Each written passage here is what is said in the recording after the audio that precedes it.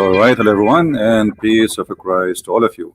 Uh, Happy New Week, and soon we have a happy Thanksgiving for those who live in America. But I advise all the Christians always to provide thanksgiving to the Lord, for He provides us with many good things. And remember, today, as usual, we are here to expose the cult of Islam, but we are not against Muslims. Muslims are people the Lord, He says to us, love them, pray for them. So we are here to help them, not to be against them. Remember that always, please. Now, the topic today is, what is the proof that Muhammad was a prophet? This is the question which is, very normal to be asked when anyone believes anything. What is the proof? And this is a Muslim website, so what we will read here is nothing to do with me, is what the Muslims give us. The text here is somehow is big. Let me see if I make it a little bit smaller. Here we go. This is better. All right. So what is the proof that Muhammad was a prophet? This is a question posted in September 24th this year. I'm curious. I read Surah chapter 6 verse 50. And this is Quran now. Say, Muhammad, I say not unto you that I possess the treasure of Allah, nor that I have knowledge of the unseen. This is supposedly the statement of Muhammad. So the person is asking, is that saying that Muhammad is saying he is not a prophet? Explain to me, please. So when Muhammad, he said in this chapter chapter 6 verse number 50, let us go there first. Chapter 6, and we will read Muslim translation as usual, so Muslims will not say we are making our own translation. You know them, they complain for any reason. All right, this is the Muslim Muhammadan translation. As you see in this verse, Muhammad, God speaking, saying to Muhammad, tell them, I have no knowledge of anything except what Allah told me. And actually there's here something very bad in this verse.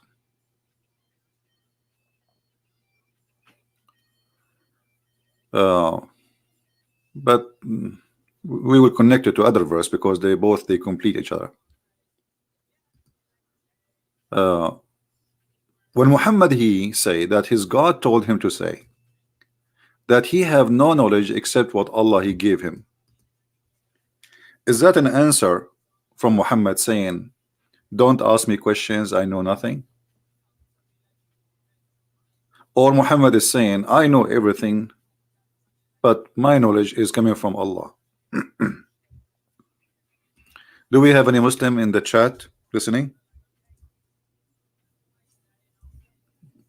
Do we have any Muslim listening here? Is Muhammad here saying, I know nothing? Which means, as the guy is asking in the website, will look like Muhammad saying he is not a prophet because he know nothing. Prophet is someone prophesy about the future, and Muhammad saying, I don't have the treasure of Allah, nor I know the unseen. You know, the second you say I know not the unseen, that's mean you are not a prophet. You are confessing that you are not a prophet. Because a prophet is somebody tell us about something is unseen, something did not happen yet, something will happen in the future. Do you agree with me, Muslims? If I say to you, I know not anything about the unseen, I just confess that I am not a prophet, because this is the job of a prophet. He will be sent by God, and God will tell things which nobody knows, and that's why we call him a prophet. Otherwise, why he's called a prophet?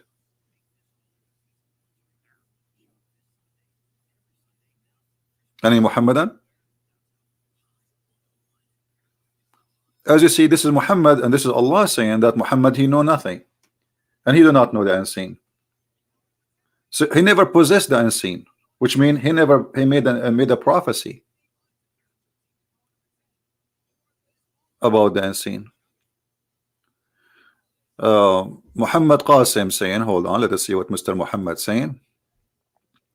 We will put his statement in the screen so people will read what Mr. Muhammad said. All right. The Arabian prophet, it clearly says, but follow that which is revealed. He does not know himself the unseen. But you see, he does not know himself the unseen, but the second you possess the unseen knowledge, you have it. And when you say I follow,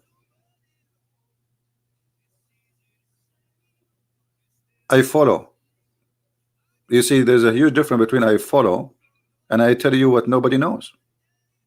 I follow too, but that does not make me prophet. Correct, guys?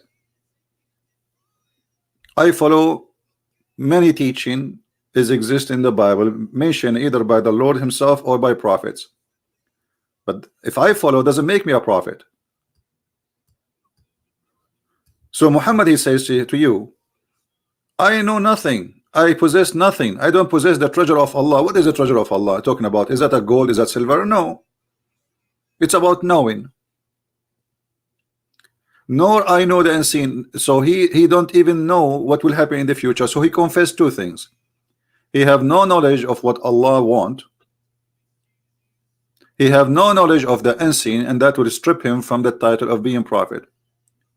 Nor I say to you that I am an angel, which mean, weird statement. Muhammad claiming that I'm not an angel. What does that mean? He's a bad person. Because when I say I'm not an angel, that's mean I'm like maybe I'm saying I'm the devil. I'm not a good person. What does that mean? I'm not an angel. I follow that which has been revealed into me. Okay, following what is revealed to you does not make you neither a messenger or a prophet. Do we have any Muslim would like to give us a code?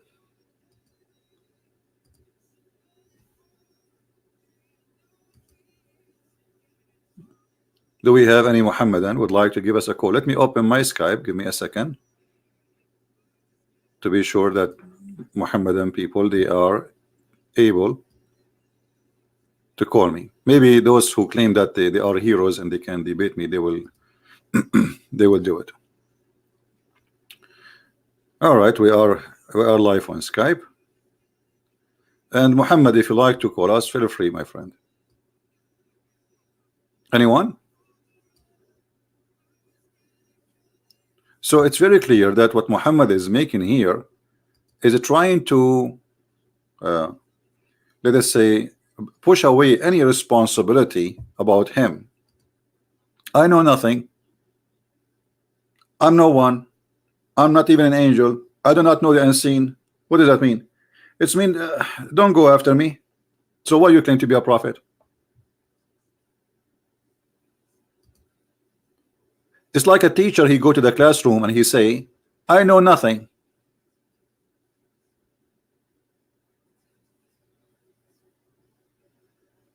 Go and call hijab. No problem. Give me his Skype. I will call him right now. Yes, my friend, the one is scared is the one who don't dare even to open his live broadcast and say, call me. Here we go. I'm live on air. We can do broadcast in the same time. He can call me or I can call him. He can have his people in his channel. I will have the people here in my channel. Let us do it, my friend. Bunch of kids. Real heroes don't talk. Here we go. My Skype is open.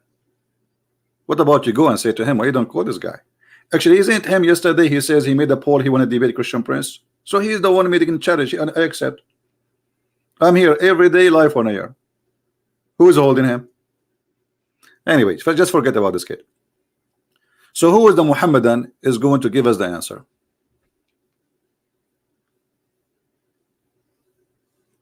Any Muhammadan?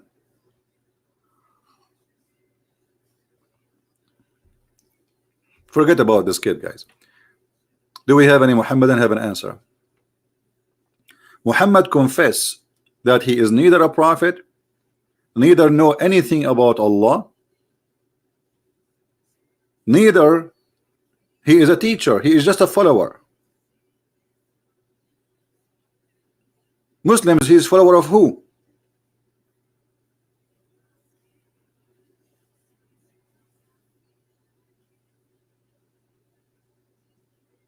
He is a follower of who? Any Muslim can tell us?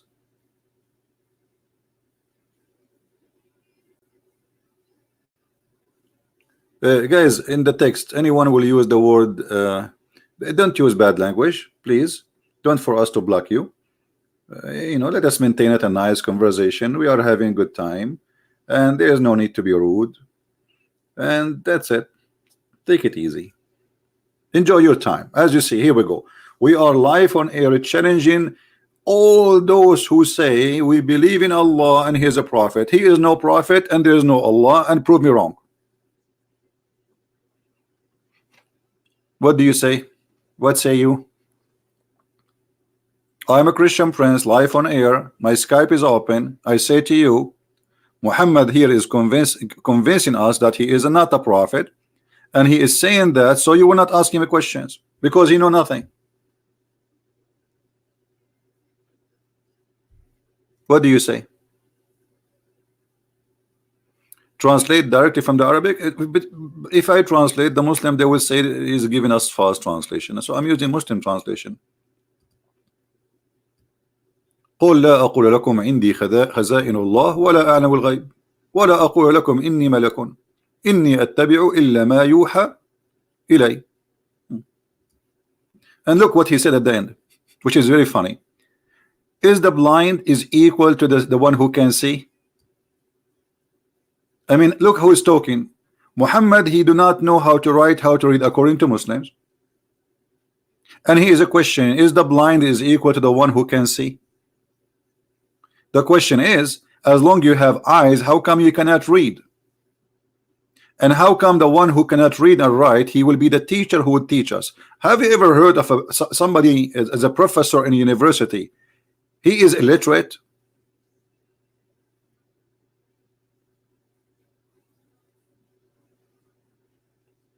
Illiteracy.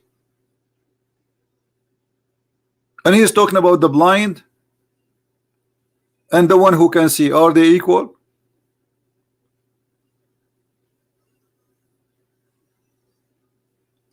Anyone?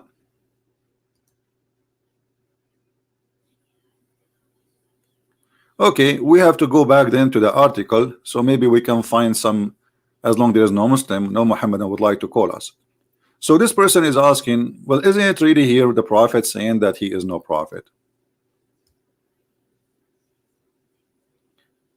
Jason Sober want to call me? No problem, he can.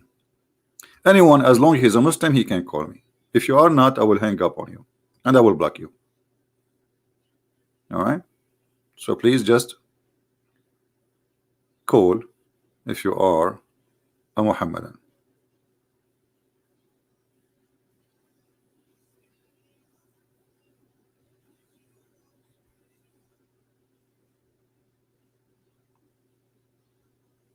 Anyone? And please don't send me links in Skype saying refute this guy and refute this guy. I do refute Islam. I don't refute guys. And don't send me text in Skype. So what I'm doing here? You think I'm making falafel? What refute this guy? What is more important than refuting Muhammad himself? What refute this guy and that guy? Now, if we go in the answer here, Mr. Mayin Khalifa, he is giving his answer. He said, thank you for the question and for concerning us about Islam. This is the name of the website, supposedly. Chapter 7 verse 157 in the Quran clearly state that Muhammad is the messenger and the prophet. Okay, hold on. I mean, okay, the guy is asking you why Muhammad saying I know nothing, and then you say to him, well, there is a verse in the Quran clearly that he is a prophet. Question, what is the prophecy?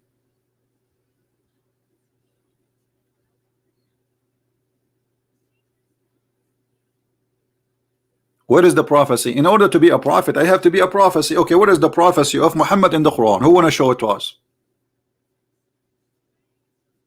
Let me prophesy for you. I live in USA and now it is winter. this winter we will have snow, and not only here in Alaska too. Here we go. I'm a prophet now. Let me make more unbelievable prophecy. Many women around the world this month, they will have their period. How I know that? That's astonishing. I just told you about the unseen. So when you say there's a verse about Muhammad in the Quran saying he's a prophet, shouldn't you tell me what is the prophecy first? Anyone can say I'm a prophet.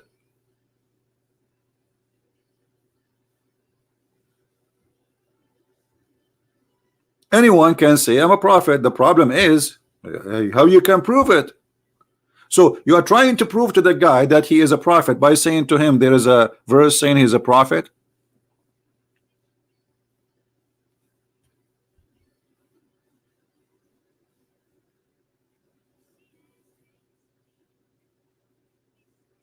And if we go to chapter 7 verse 157 as he suggests to go, let us go there. Chapter 7 verse 157.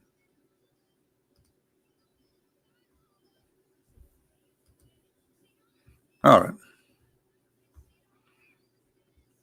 I hope that will not hurt your eyes scrolling down.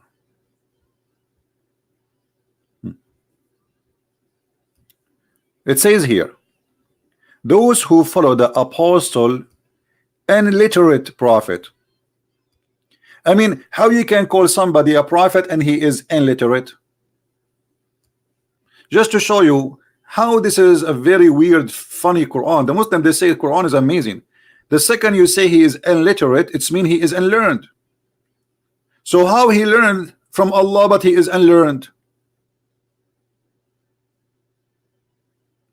Are you following, guys, with me? A person who is receiving his knowledge from Allah, how we can call him unlearned?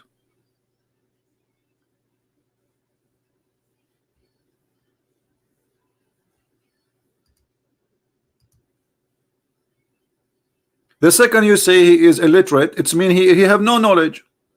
So he gave him a verse, confirmed the previous verse, saying that Muhammad is an ignorant, he know nothing, he is not a prophet. This is what you gave me. So the verse saying he is a messenger, but he is unlearned. That is an interesting kind of stupidity. I claim to be a prophet who learned my knowledge from God, yet I say to you I am unlearned. And then it says here, whom they find written down with them in the Torah and the Injil. Question. So Muhammad, he could not prove that he is a prophet, and then he says, go and find my name written in the Torah and the Injil. I thought the Torah and the Injil is corrupted. So somebody inserted the name of Muhammad there maybe. And where is the name of Muhammad in the Torah and the Injil? Where? And why Muhammad did not quote the verse? Why Muhammad did not say here we go in chapter etc verse etc I am there?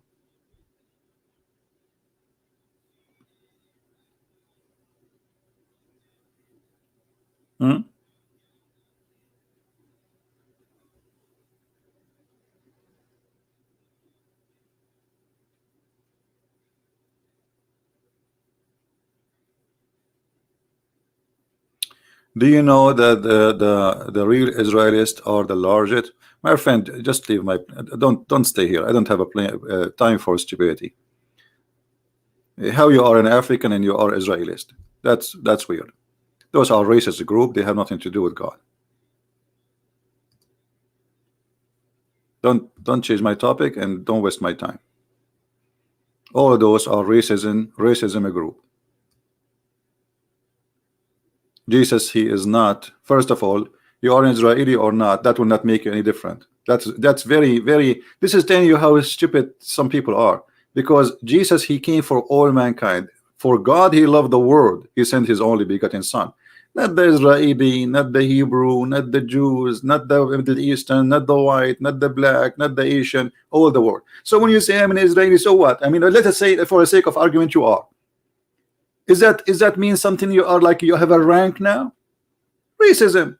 This is the whole point. You're trying to be like I'm above all mankind. I'm an Israeli. But this is in your fantasy, my friend. I do not need to be an Israeli to be Christian.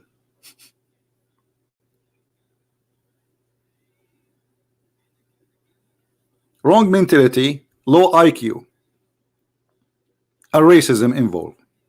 Racism is from the devil, not from Jesus. This is why you are making it about black, when, like, was Jesus a black too? And who care about if you are black or, you know, why you, I mean, just go to your devil and play with him. Time will come and Jesus will say to you, I do not know you, depart away from me, false people. Now, who is the Muhammadan is going to give us an answer. Let us see. Look like we have maybe something in Skype. If thinker, I think this guy, he called me before, but he's changing the name. Maybe let us see. Let's call him.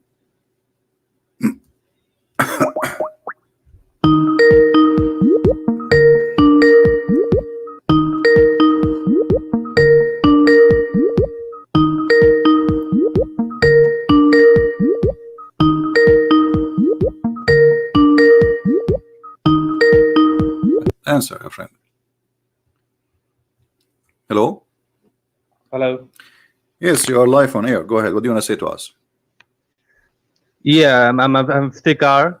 I'm from India. All right. Okay. And you are a Muslim, right? Yeah, Sunni. Yeah. Okay, that's wonderful. What do you like to say to us, Mr. Iftikhar? Your name is Yeah. Iftikhar? Iftikhar? Iftikhar, yeah, Khan. I'm Iftikhar, from all right. Mumbai. Okay, Yeah. my friend. Go ahead. What you're talking about, okay, whatever you're mentioning over here is not at all.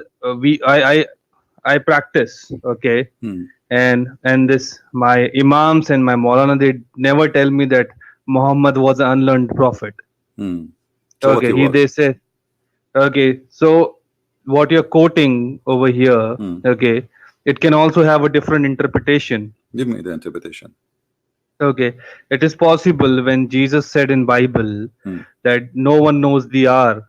Okay, so it is like that. Even he didn't know, but later it was revealed to him. No, this is not true. Jesus, when he said in the same chapter, he said no one knows but the Father, because simply he's saying to you that we don't believe in the preset dating. You see, if you go in the Old Testament and you will see that when God he destroyed Sodom and Gomorrah, if there was only 10 people who still decent, God will not destroy the city.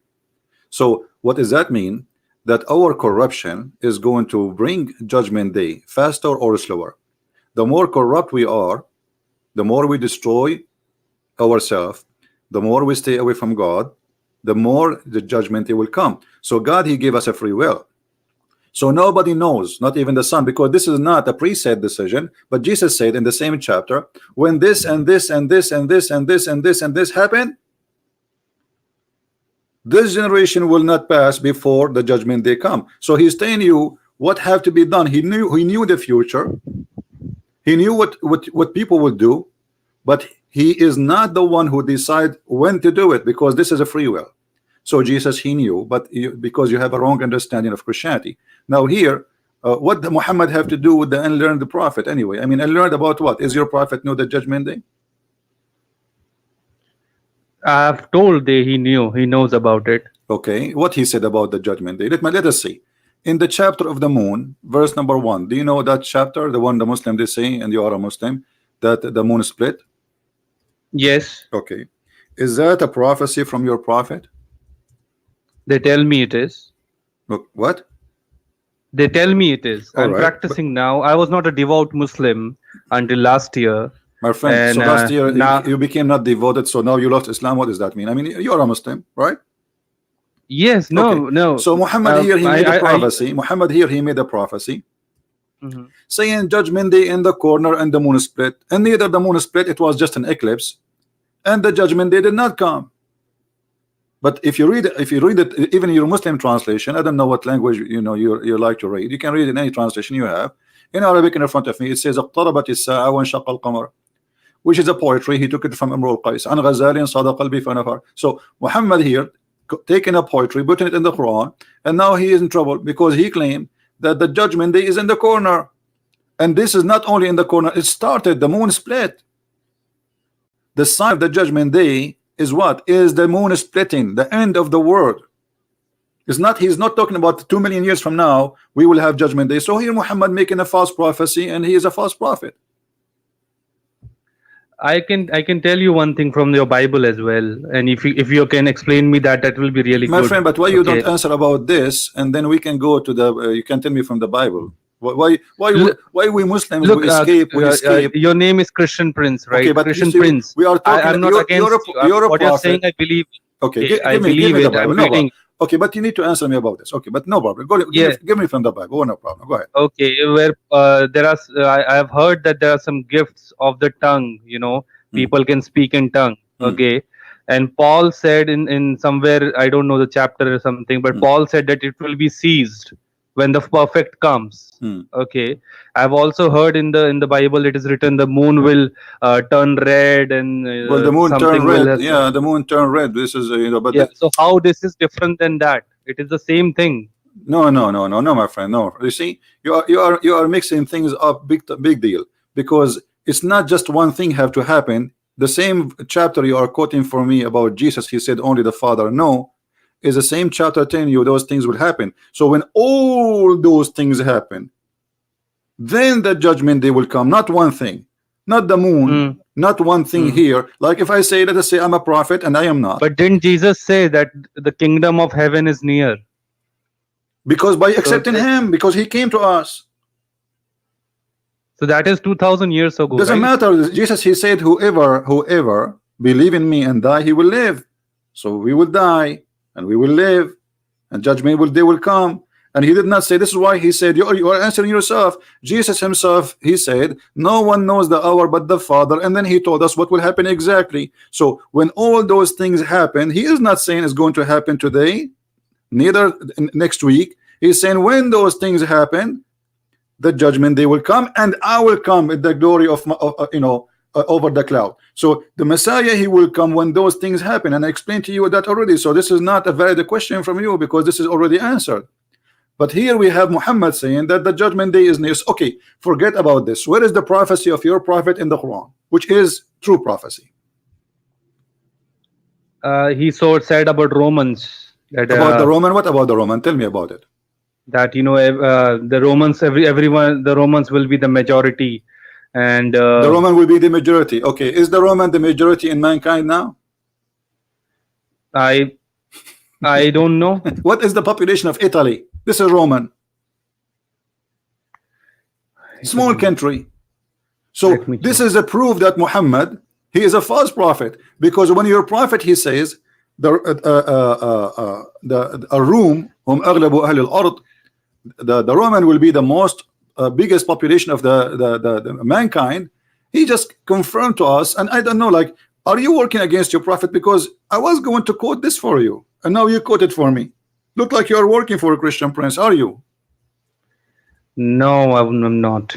Okay, so when your prophet, he says the majority what of about mankind, when Allah challenged my friend, you just said don't change topic. You said that the prophet said that the Roman are going to be the majority of mankind. Huh? Yes. Is that a true prophecy, or this is a false prophecy? I don't know. It is a prophecy for today or for Judgment Day. Okay, so what will happen? They told me so that what will happen now? The Roman, they are the only way for this to happen is to kill 7 billion human beings and forbid them from having babies, and letting only 20, 30, or maybe 70 million Italian have babies.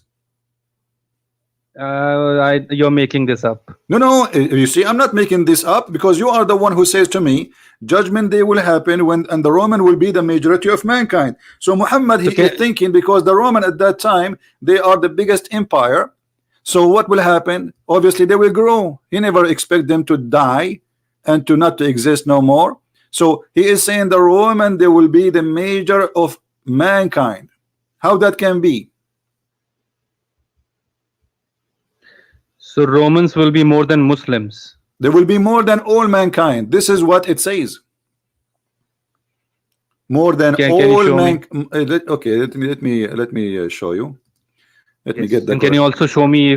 You're showing me from Hadith or from Quran? Well, my friend, isn't it you who quote this hadith for me? And you are asking me, what are you showing me? You are the one who quoted. Now you are going to say to me, you are showing me from where? Okay. All right, let us see. I'm trying to find the hadith for you.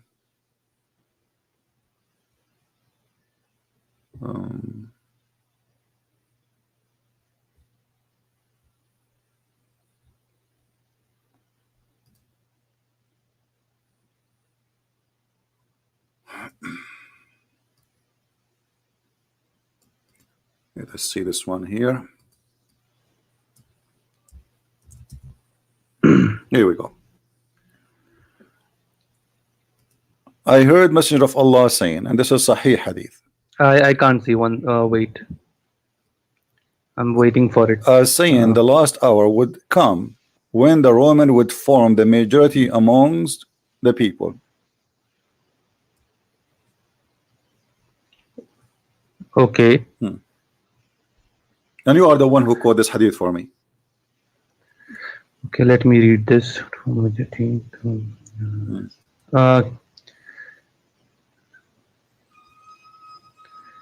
So I have this question for you. My friend, Okay. I'm asking you, is the Roman? No, I'm asking about the same question, same hadith which you're showing me. Okay.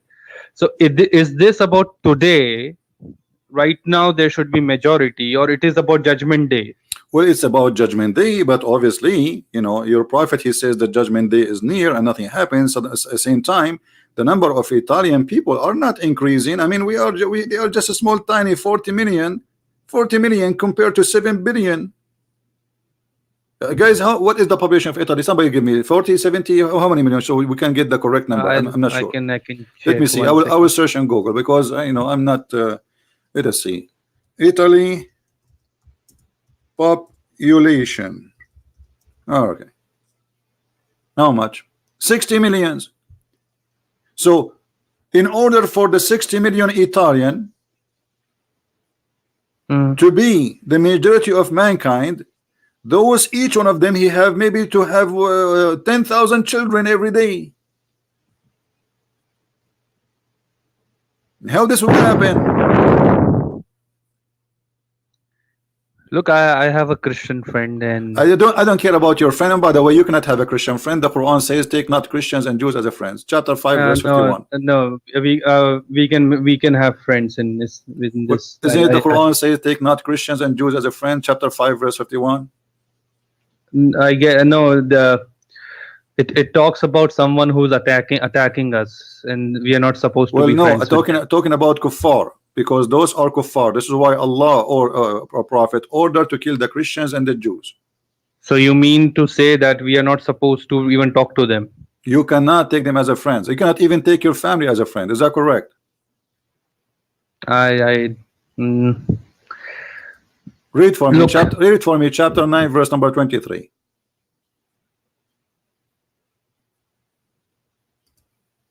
Chapter 9, verse 23. Does it say that you cannot even take your own family as a friend? Or I'm making things up? If they are not Muslim? If they are not Muslims, yeah. This is okay. Let me see that. Because anyone is not a Muslim, he's opposing Islam, obviously. He don't believe in Muhammad.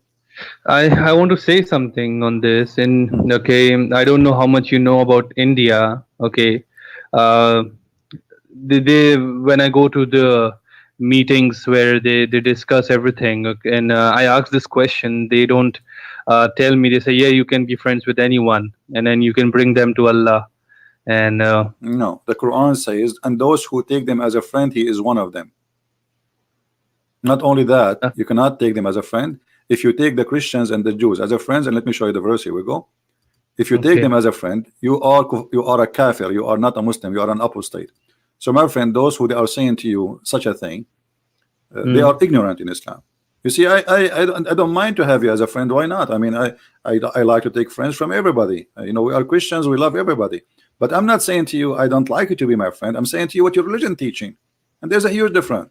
Otherwise, if I see you sick in the street, I will be the first to help you, even if I don't know you. If I see you hungry, I will be the first to feed you. This is what Jesus said. This is what we have to do. So you are a Muslim, you are a Hindu, you are a Buddha, you are an atheist. Still, I have to love you. Then why So I'm asking Muslims you: does it say? why Does it say that the one who take them as a friend, he is one of them? Read it, the verse for me. Chapter 5, verse 51. One second. Let me open it. 1 second.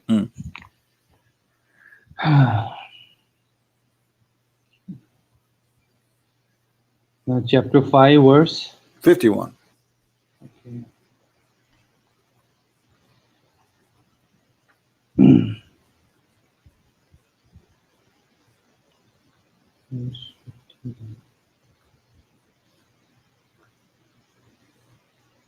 Okay.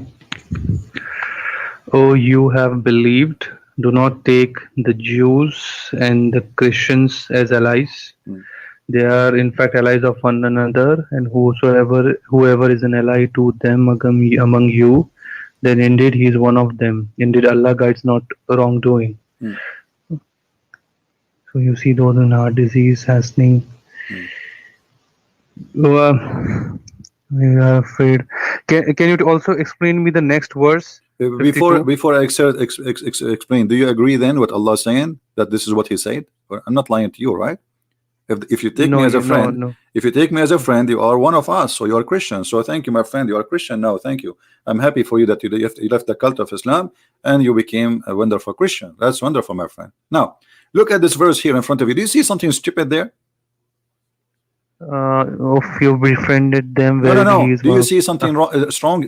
Something stupid. It says here, "Verily Allah guide not the one who is wrongdoing people." Does it say that?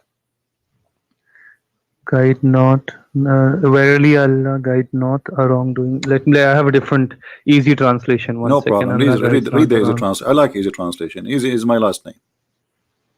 Okay, Allah guides not the wrongdoing people. Okay, Allah doesn't guide the wrongdoing people. Okay, yeah. Okay. Don't you see this is stupid? I mean, if Allah don't guide the wrongdoing people, He will guide one. The one is guided. That is true. Don't you see this is stupid? I always have these questions. Okay, regarding this, I go and ask them because I have some Muslims friends who keep telling me, that we can be friends with anyone. We are peaceful and everything. And till last year, I was not practicing all these things because I was, enjoying my life and everything. But last year I got serious about this, and now. Then why did they tell me that I can be friends with everyone? Because they are lying to you. This is it's called taqiyya, They are saying to you, you can be friend with them, so you can make them not really a friend. But in India, people think this is I'm okay. I understand this. I cannot be friends with them. I mean, I have yeah. So one guy, he was telling me that Muslim kill people. And I told him that this is not the religion we have. We are people of peace, and we don't do that. It's not about he say, she say. This doesn't work. It's what this is a Quran. So can you show me in the Quran where he tells to kill people? I mean, sure, chapter to kill. I will show you to kill the Christians specifically. To kill the Christians specifically. Chapter 9, verse number. Is there anything about killing the non-believers? Yes, if they don't accept, but for me first, let me show you the Christians. Fight against those. Chapter 9, verse 29. This is specifically to kill the Christians. You see, the translation says fight, but in Arabic it says قاتلوا. قاتلوا is coming from the word قتل, kill. قاتلوا الذين لا يؤمنون بالله ولا باليوم الآخر ولا يحرمون ما حرم الله ورسوله. Kill those who believe not in Allah, neither the last day, neither they forbid what Allah forbid, and they don't believe in the religion of the truth. From who? من الذين أوتوا الكتاب حتى يعطوا الجزية عن يد وهم صاغرون. From those who they are Christians or Jews until they pay the jizya with humiliation or they have to die. It is Surah 929. 1 second. Quran. 9:29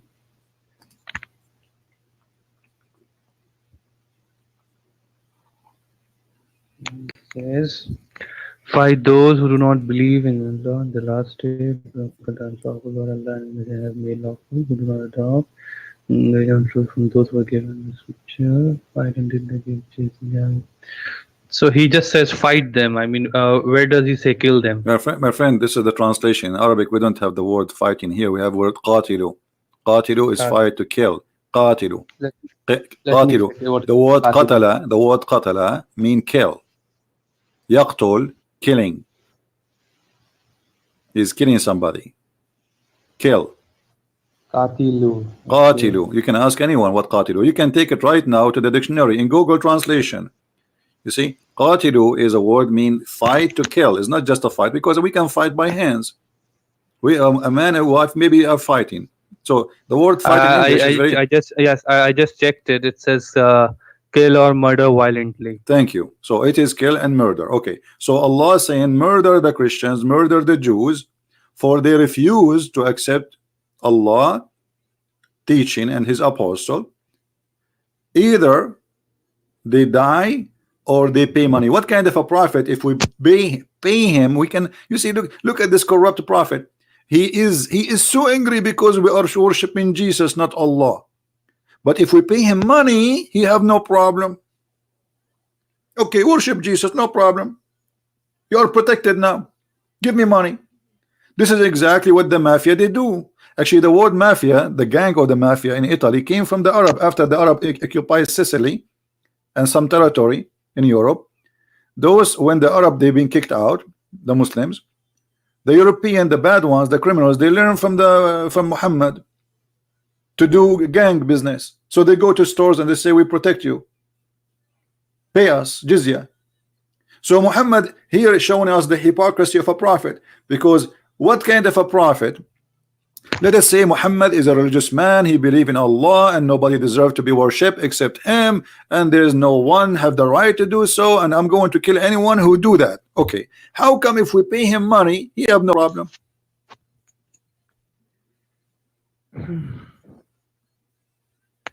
Okay, so this is not only about Christians, and this is also about non-believers. No, this is only about the Christians and the Jews specifically. This verse is only about the Christians. But it says in the same time, it says fight those who believe not in Allah, which means everybody, including specifically the Christians and the Jews.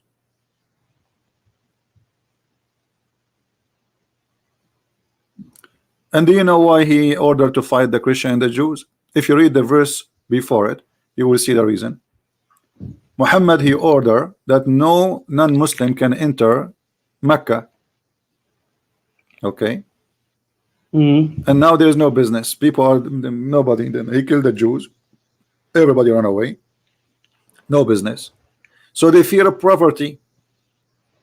What we will do now? There's no business. Nobody's coming here. Everybody is scared from this new terrorist group. It's called Muhammadan religion.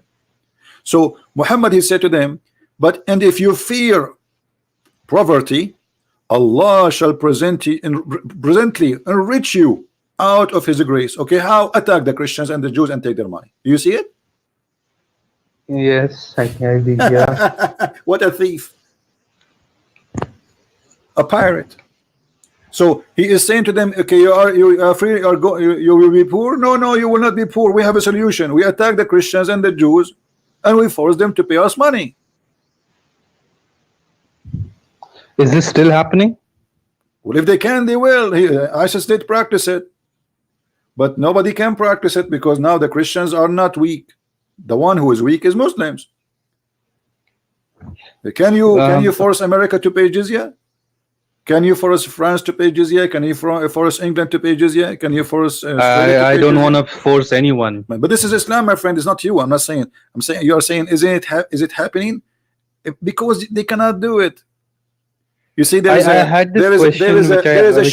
a sheikh in Egypt. His video is in YouTube. He was saying, the reason we are poor in this country, and this is Egypt, that because we stop jihad. Can you imagine how much money there is in Europe? How many blonde women we can bring and sell them? He's saying that in TV. Really? Yeah. There's a woman from Kuwait. She is saying that we should go and buy a lot of blonde women from Sarajevo, from Al Bosna. There's a lot of people we can buy from there, and she's a woman. She's a Muslim woman, and the video is on YouTube. Okay,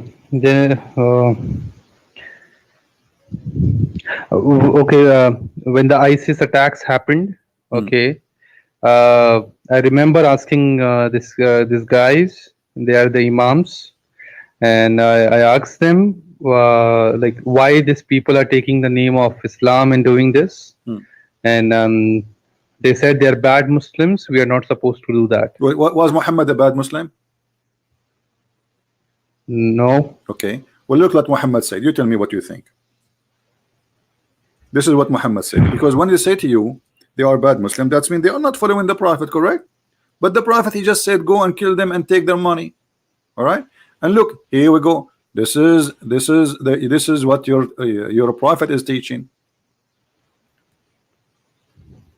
So you are the best. Is doing, listen, my friend. This is your Prophet. Yeah. This is your Prophet saying, reported by Abu Huraira. You the true Muslims are the best people ever raised for the mankind. Means the best people forever for mankind is as you bring them with the chains around their necks till they embrace Islam. Do you see it? The verse is not yet popped up. Take your time. I'm waiting. Yeah, narrated. So was Muhammad a bad Muslim or is a good Muslim? You true Muslims are the best of your race for mankind. As bring them with chains on them. Which is this? Which translation is this? What do you mean translation? This is your Muslim translation. This is Sahih Bukhari, hadith number 80, book number 60. And if I don't mind, can I write it down? This is your Muslim website. Yeah, I will send you the link for you, so if you want. Here we go. I'll send you the link to your chat. But how it is possible that they give us a very different picture in India my about friend, Islam. Because you do not know the language, you don't have knowledge. They fool you, they lie to you. You see, it's allowed in Islam to lie. Muhammad even he says Allah, he will not take you accountable for your false oaths. So you can swear by Allah, saying anything as long you are defending Islam and the religion of Allah, it's fine. There's a video of a sheikh. He was speaking about how a wonderful Muslim he brought a Jew to Islam. How? The video is there, even translated in Memory TV. He was saying that there was a Jew. Obviously, this story, by the way, I believe it's a fabrication, but this is the mentality, just to show you.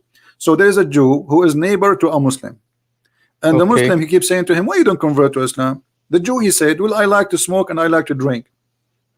The Muslim, he said to him, "Who told you you cannot drink and smoke?" The Jews, he said, "Really?" He said, "Yes, convert to Islam." So the guy, he said Shahada, and then after he said Shahada, he said, "Listen, now you became a Muslim. If you practice smoking or drinking, we will whip you."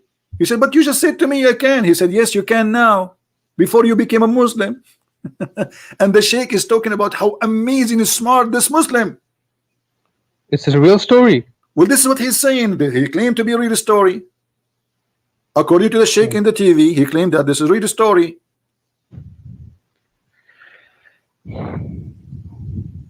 So in India, the Musliman in India, when this all is happening, and when they say we are not a part of it, they do all the nice food things around.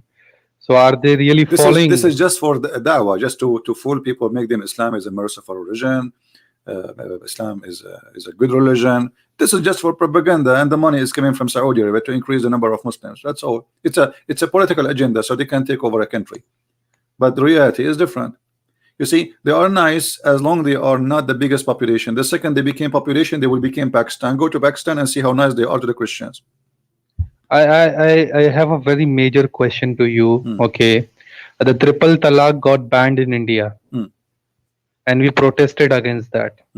Okay, I heard from the Imam it is a nice thing for a woman to have a choice, but I didn't understand what choice they have in that. Okay, so can you give me a little explanation on that? How it is a choice if the man is divorcing the women. That is what I said. Okay. Okay. Secondly, just to show you that Muhammad is a false prophet.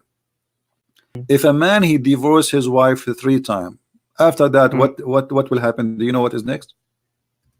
No, they just said a woman will have a choice, and they said something in Arabic. I didn't understand that. No. Okay. After the husband he divorced her 3 times, this is the practice. Then the man, that man, he cannot get back his wife back, even if he have 10 children from her, unless she go and find a new Muhammadan, she sleep with him, she take off her panty, they do boom boom, and then after that, the other guy, he divorced her, then the previous husband, he can carry her in the back of his truck. And this is in chapter 2, verse number 230. Verse number chapter 2, 230. Okay. 2 Al-Baqarah. Yeah, the cow chapter. We have a zoo in this book. And if he has divorced her for the 3rd time, she is unlawful to him after until she marries the husband other than. It means it is mandatory to marry someone else to. Absolutely. She cannot come back if he divorced her 3 times. Not just saying the word 3 times divorce. No, if he divorced her 3 times. So they say he says he divorced her, and then he divorced her, and then he divorced her 3 times. She cannot get back to her husband unless she find a new Muhammadan, he marry her, and then the hadith says from your prophet that the new husband, he have to taste her juice and she have to taste his juice. Oh, this is bad. Yeah. And I never heard of this. I never heard of this. For I sure just knew that when you said 3 times talaq, it is in heaven. For Allah, you're no more a man and a wife. I mean, you're not husband and wife anymore. And then a man can go his way, a woman can go her way. Okay, let me. Here we go. This is the hadith in front of you. It says that the prophet, and this is the Muslim translation trying to make it look nicer. They say you cannot get back to your previous husband unless you taste his sweetness and he tastes your sweetness. But in Arabic it says usaylatahu. Until you taste his sweetness and she tastes your sweetness. All right. This is verse 230, right? No, yeah. Now this is a hadith. I'm showing you the prophet explained the hadith. A woman, she gonna go back to her husband. This is the wife of a guy. His name is Rifa. She wanted to go back to her husband. Muhammad said to her, if your intention is to marry this man, so just you can get back to your husband, previous husband, you cannot do that unless he tastes your juice and your juice. And I can show you right now that the word husaylatuki mean your orgasm. So what kind of religion saying that a woman, she cannot get back to her children's because her stupid husband, he divorced her? What's her fault? Unless she go and she tastes the orgasm of a new guy. Is that the religion of God? And what is the wisdom in this? If this is a punishment for the previous husband, this is not, because the one who is going to be humiliated is the women. The poor woman, I assure you, she don't care for this stupid husband. She want to go back to her babies. We know how mothers are, right? Women, you can destroy a woman by taking her babies from her. So she don't care for the husband, obviously, because he's an idiot. But she want to go back to her babies. She have a family.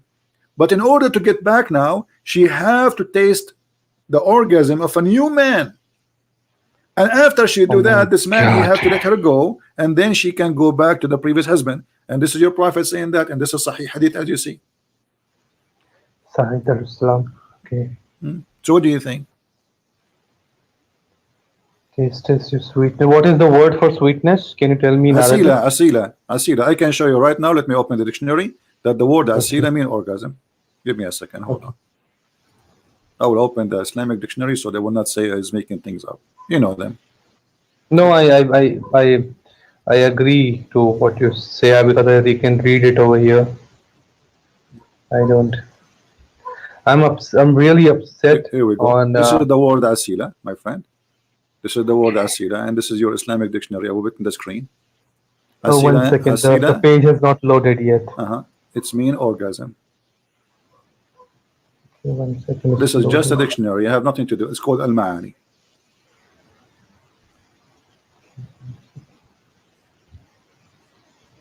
Oh my. All right. And why do they translate it in such a way? What they will get out of this by fooling people? What they Well, will get? always they lie in translation. And let me ask you another question. Well, Yes. why the woman, she will pay the price for somebody divorcing her? What about punishing the man? I mean, the man is the one who divorced her. She is just a victim. Secondly, let me ask you, who is the one who opened a school of Harry Potter to teach magic so the man and the wife will fight? Have you ever heard of such a story? No, no, not. Okay. Well, do you know that Allah is the one who opened a school for magic, and the purpose of this is school so the man and the wife will fight and will get divorced? You mean like Harry Potter? Harry Potter. Here we go. This is a chapter 2, verse number 102.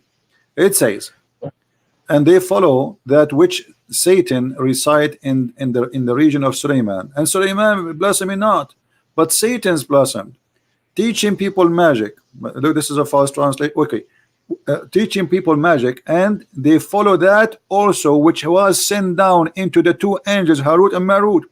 Now, if we change the translation, Okay. okay, you can change any translation you want. Who is the one who taught the magic? Harut and Marut. And those Harut and Marut, two angels sent by Allah in the Babylon Tower, and they open a school like Harry Potter, and then when they teach somebody magic, they make them sign disclaimer. They say into them, we taught you this as a temptation.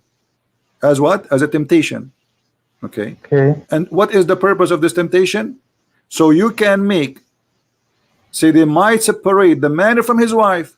Let me change this translation. It's really kind of stupid translation. Very, very weird. I think this guy, he used Google translation or something.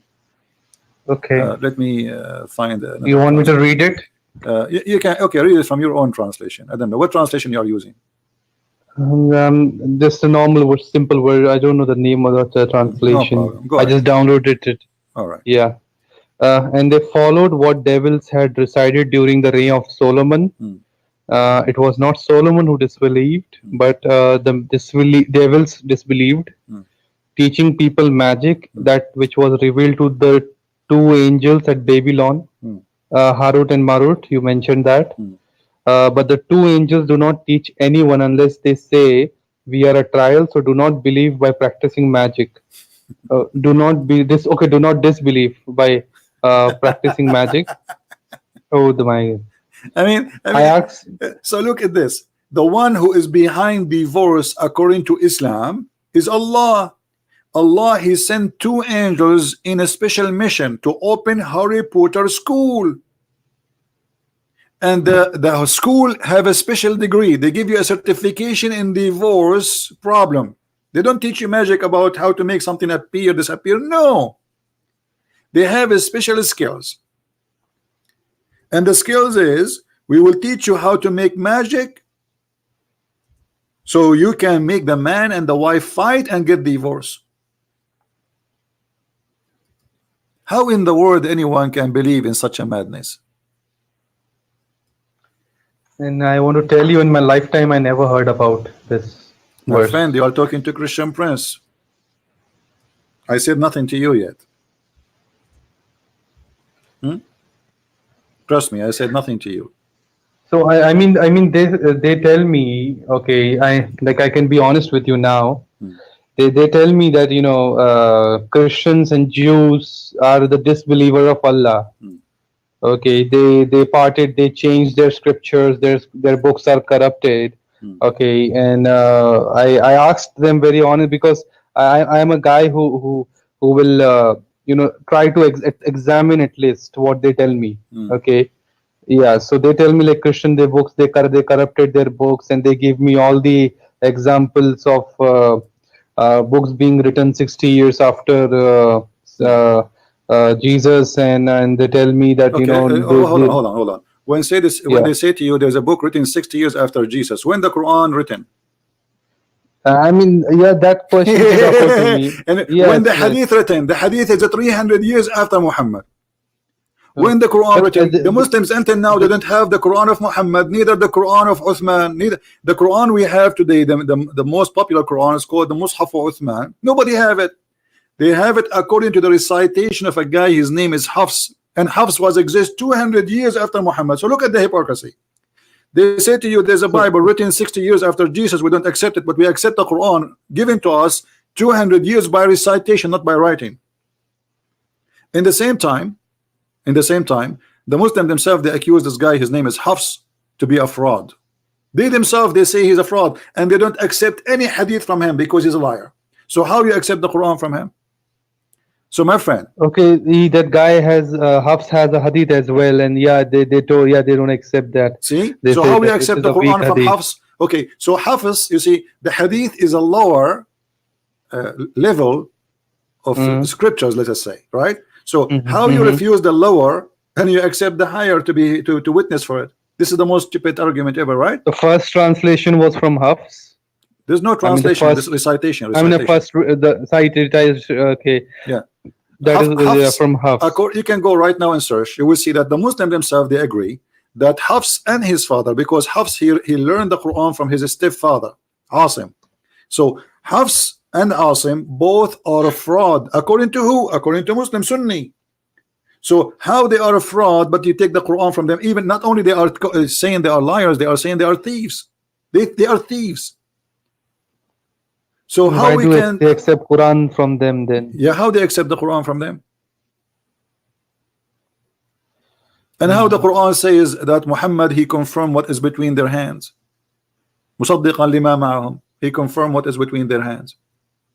This is in the Quran. Muhammad, he confirmed what is between our hands. So how he confirmed what is with us?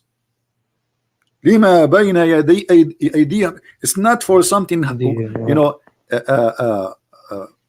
it is not something was in the past. In many translation they say to you, here we go, this is the Arabic. It says وَلَمَّا جَاءَهُمْ كِتَابٌ مِنْ عِنْدِ اللَّهِ مُصَدِّقًا لِمَا مَعَهُمْ. Musaddiq, agree, believe in what with them, not in the past. If you click at the translation, you will see, they will say what was with them, but it doesn't say that. You see here they say what was with them. In Arabic it doesn't say that. It change the translator, you will find different translation. Yeah. All of this is just because.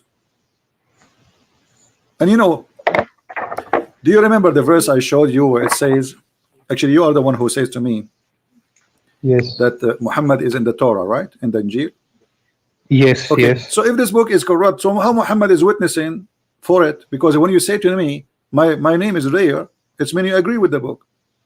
I actually I listened to Zakir Naik and his Zakir Naik and his teaching a lot. Yeah. Okay. And I've been to his conference when he was here. Right now he's not allowed in India for some reasons. Yeah, so that's where he told that the Muhammad is mentioned in the Bible in somewhere. I don't remember the chapter. Prophet Muhammad admit in the Bible, I can code for you the truth, and I can prove it for you in 2 seconds. I mean, this is stupidity. No problem. But look at this. They said, This is a Muhammad chapter 2. This is a chapter 2, verse number 41, and this is the Muhammadan translation. Does it say, and believe in which I have sent down, confirming that which is with you? Okay. Which is with you? That means the Torah and the Injil, right? Sure. Yeah, he's speaking. He will go. He's speaking to the children of Israel. Remember my favor upon you, and fulfill my covenant, and shall fulfill your covenant, and me alone shall you dread, and believe in which I have sent to you, which is with you. Does it say that?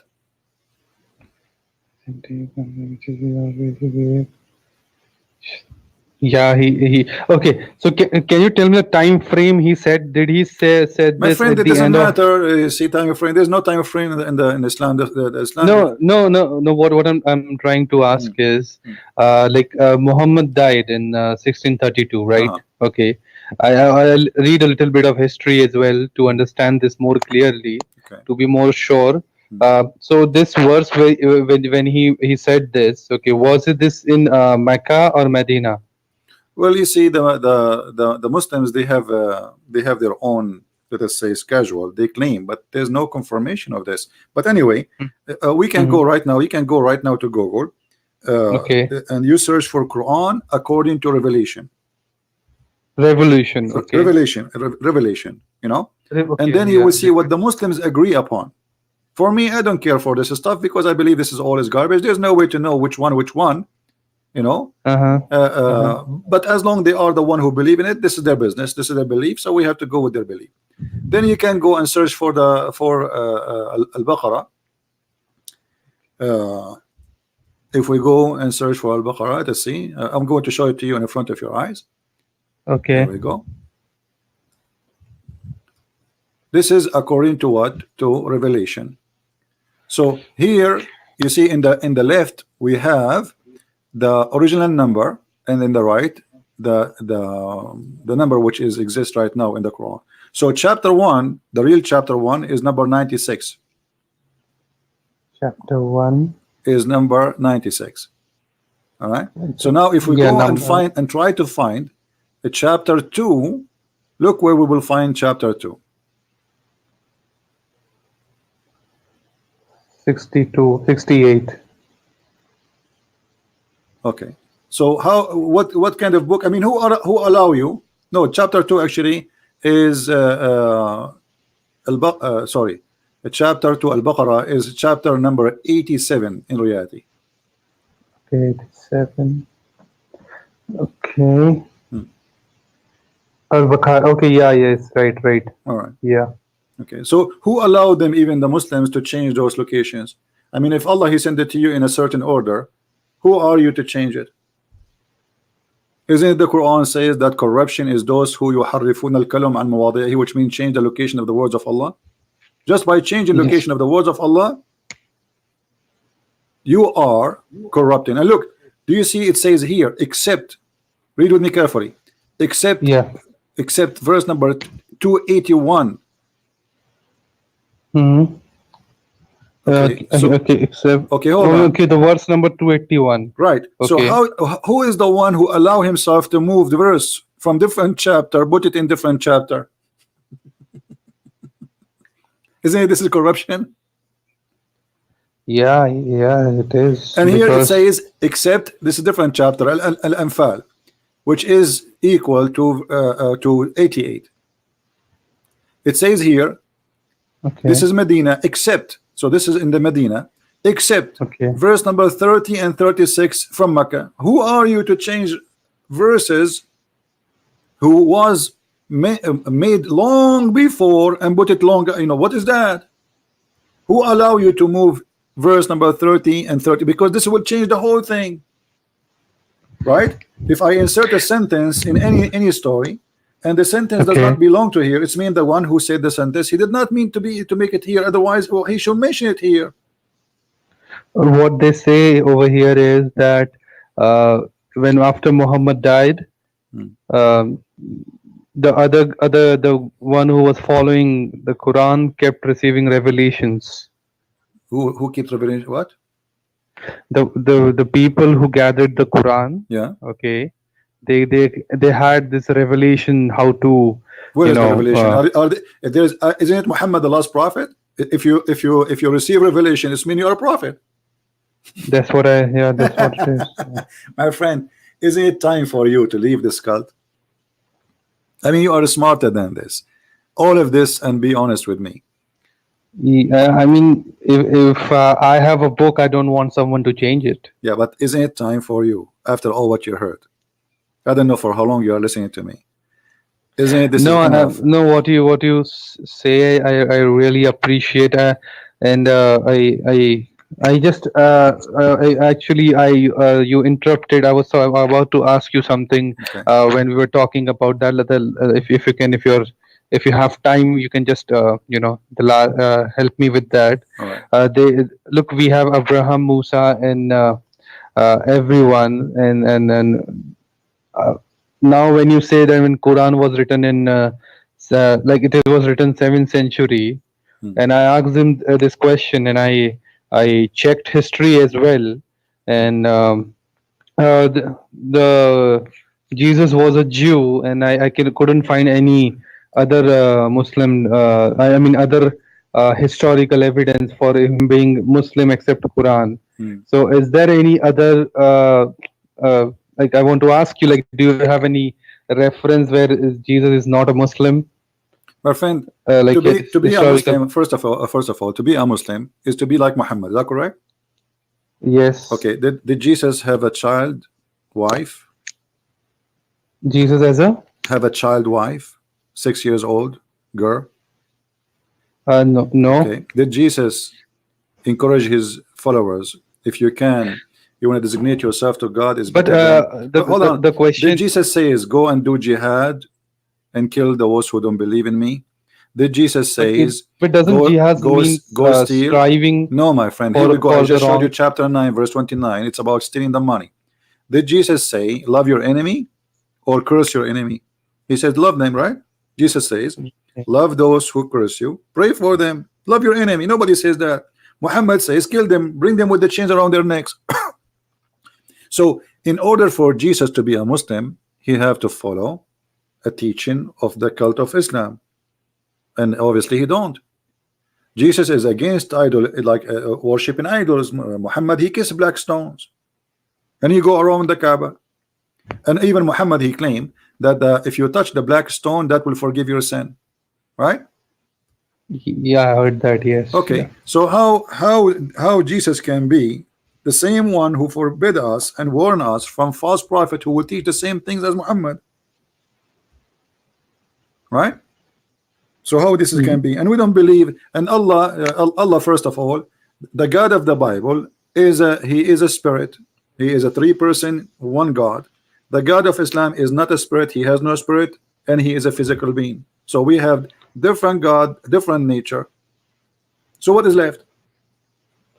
The So Bible if Allah says is not spirit, what it is? the Bible says that the one who insult the Holy Spirit, there's no forgiveness for him. But Muhammad, he claimed that Jibreel is a Holy Spirit.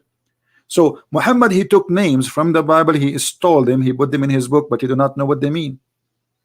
When the Arab, they asked Muhammad, what is a ruh?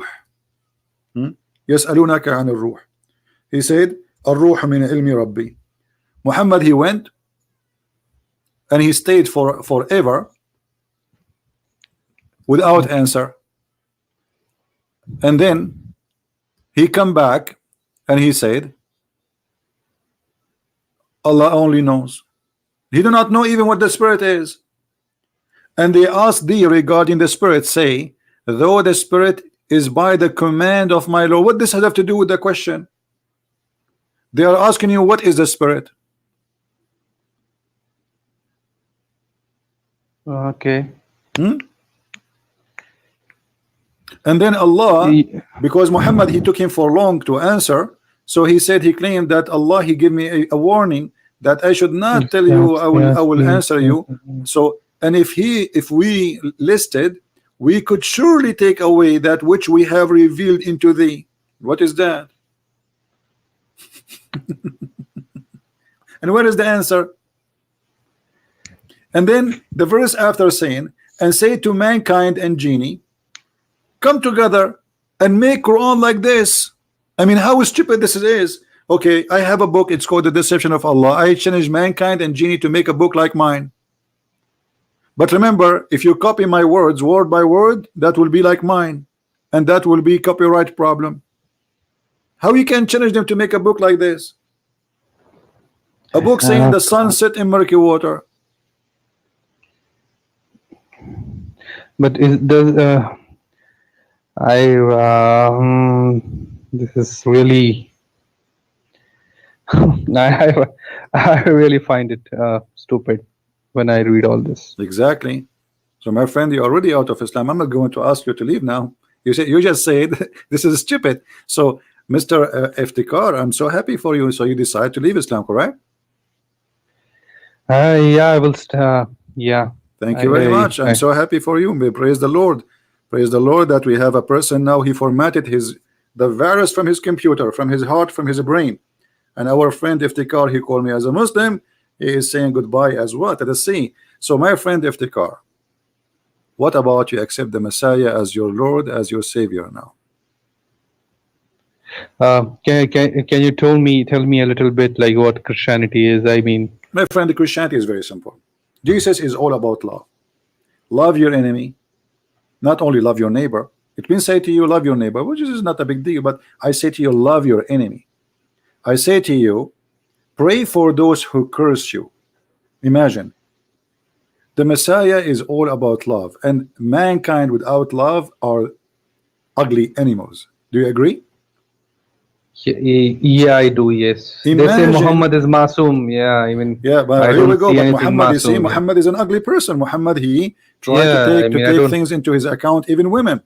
While Is Jesus it true was, that is it true that Muhammad married his own daughter-in-law or something like that? absolutely, Zainab bint Jahsh, Zainab, the daughter of the donkey. They say Allah commanded it because it was See, written. what kind of God? Why God want to command a man to take a woman from her husband? You tell me.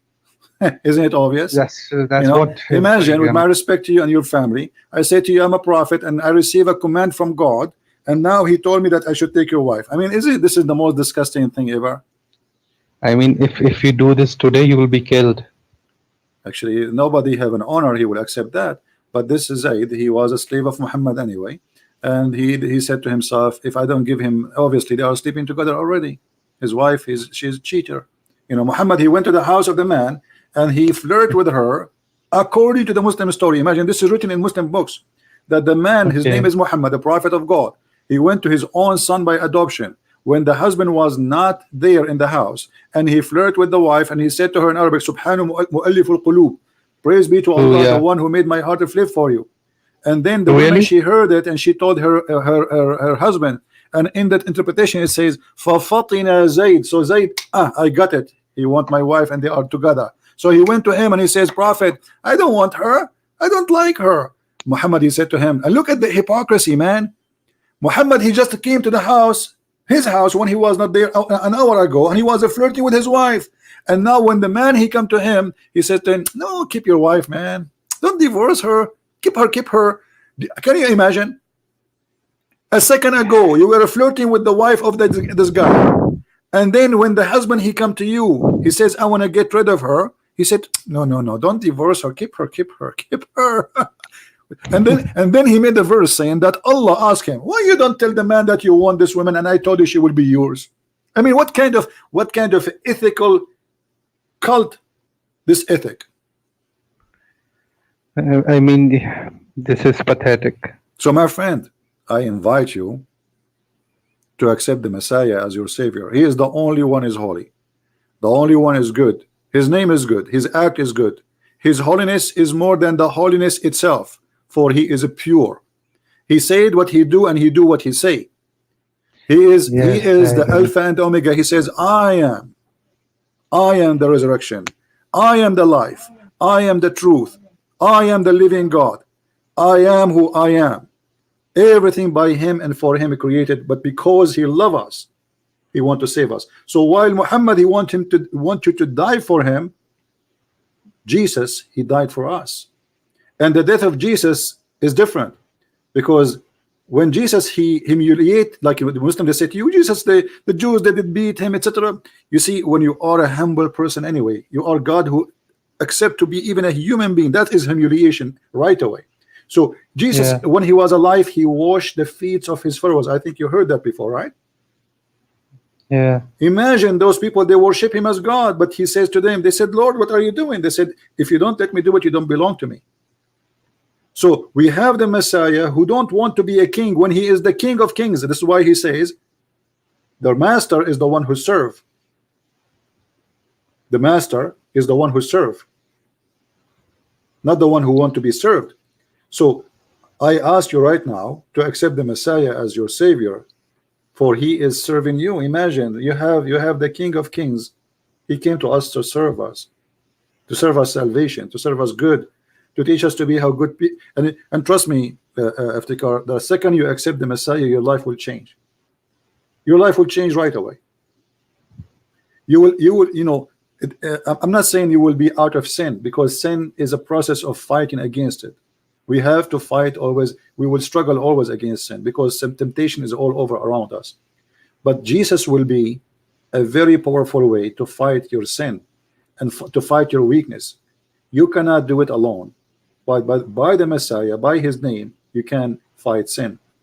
If you do sin, you see, if you do sin, and I did sin, I'm not better than you, and I'm not better than any one of those who are listening. Maybe they are way better than me, but by the Messiah, I cleanse myself every day from my ugly sin.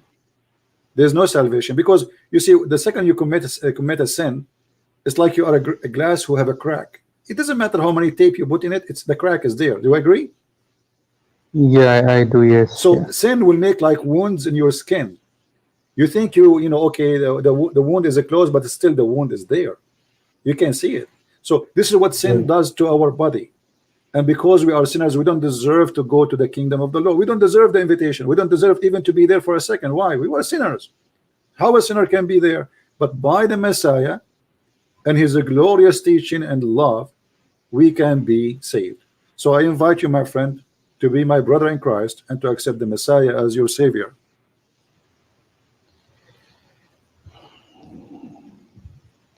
I mean, if I leave Islam, will they literally kill me? My friend, first of all, you don't live in a country where the Muslims are in charge. Secondly, for me, do you know how dangerous what I'm doing now? Can you imagine? Can you imagine how dangerous what I am doing right now?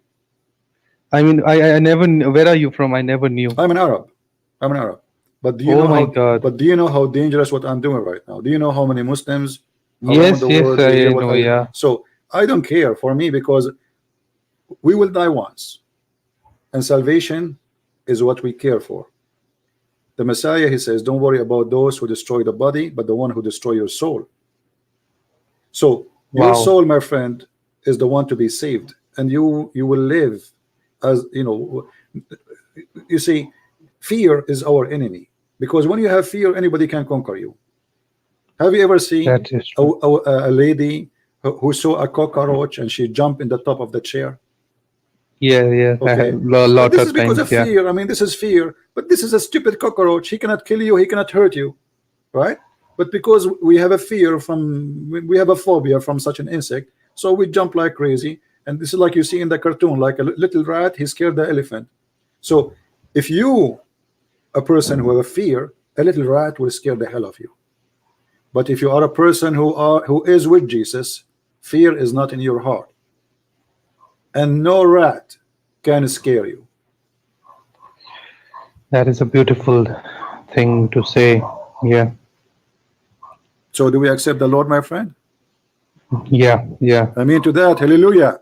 Hallelujah to our friend from India. He called us as a Muslim, and then he decided today to accept the Lord as his Lord, his Savior. Praise the Lord, and praise the Lord for sending us such a gentleman who decided to leave Islam, and now he will be a light for his family. He will be a light for his community. He will be a light in the darkness of the darkness. Pray for him, my friends, all of you. Pray for our brother here, so he will be a lighting tool for the Lord and the people of the Lord. For the Father, he sent his only begotten Son, because he loved the whole world. He don't love the white, he don't love the black, he don't love the Indian, he loved us, all of us. There's no ethnic, there's no color, there's nothing. You are Asian, you are black, you are white, you are a child of God. And today, my friend, by accepting the Lord as your Savior, you are a child of God. You have a crown in your head, nobody have, just given to you. The Bible says a happiness in the kingdom of the Lord will be for one soul is saved, and that is you, my friend. Can you help me in one thing, Christian Prince? Sure. Yeah. I have a lot of people here to answer for my decision. Okay. And there are some topics, if you have time, no problem, where, you know, I like what you told me, I wrote it down. Okay. And with proper context of what you've told me, and the translation as well. I have a few questions. If you have time, if you can answer I that. am here. I'm here to serve you, my friend. Tell me Because what do you I have to answer want. these I understand. people, I understand. because they will ask me Okay, go ahead. questions I like this, understand. and they are not very easy to talk to. Okay, Mhm. and that is also very true. Okay, so I wanted to. The first thing I asked you was like historically, I couldn't find that Jesus was a Muslim, and Abraham and everyone and anyone before Muhammad was a Muslim. So I want to know, because you have good knowledge about this, and you have studied this, and you have like better understanding. Mm. Can you tell me if there was any Muslim before Muhammad? My friend, Islam is not a religion. Islam is a collection of beliefs, and I will explain to you in a very simple way. If you go Okay. in this verse in the Quran, I don't know if you can see in the screen, maybe it will take time, but you will see Uh-huh. this, which is proving my point. Muhammad, in the beginning, when he was a weak person, he said, Mm-hmm. and this is why I told you I don't believe in the order the Muslims they come with. Look at Uh-huh. this verse. Mm-hmm. Chapter 2, verse number 62. It says, verily those who believe, and those who are Jews, and those who they are Christians, and those who they are Sabians, and whoever believe in Allah, they will go to heaven. Okay, hold on. Who is left? What? Those who they are Jews, and those who they are Okay. Christians, and those who they are Sabians. Sabian, they worship stars. Yes. Yeah. All Yeah. right. Pagans. Yeah. Okay. So how he promised the pagan stars worshippers to go to heaven? And what they have to do with Allah? If the Muslim, they claim that Isa was a Muslim, Adam was a Muslim, Abraham was a Muslim, okay, that's mean all of them they worship a God. What his name? They say Allah. Okay, wonderful. Now what the Sabians have to do with this? The Sabian are the true one who worship Allah. Allah is two words, A-L and La. A-L mean God, La mean the moon.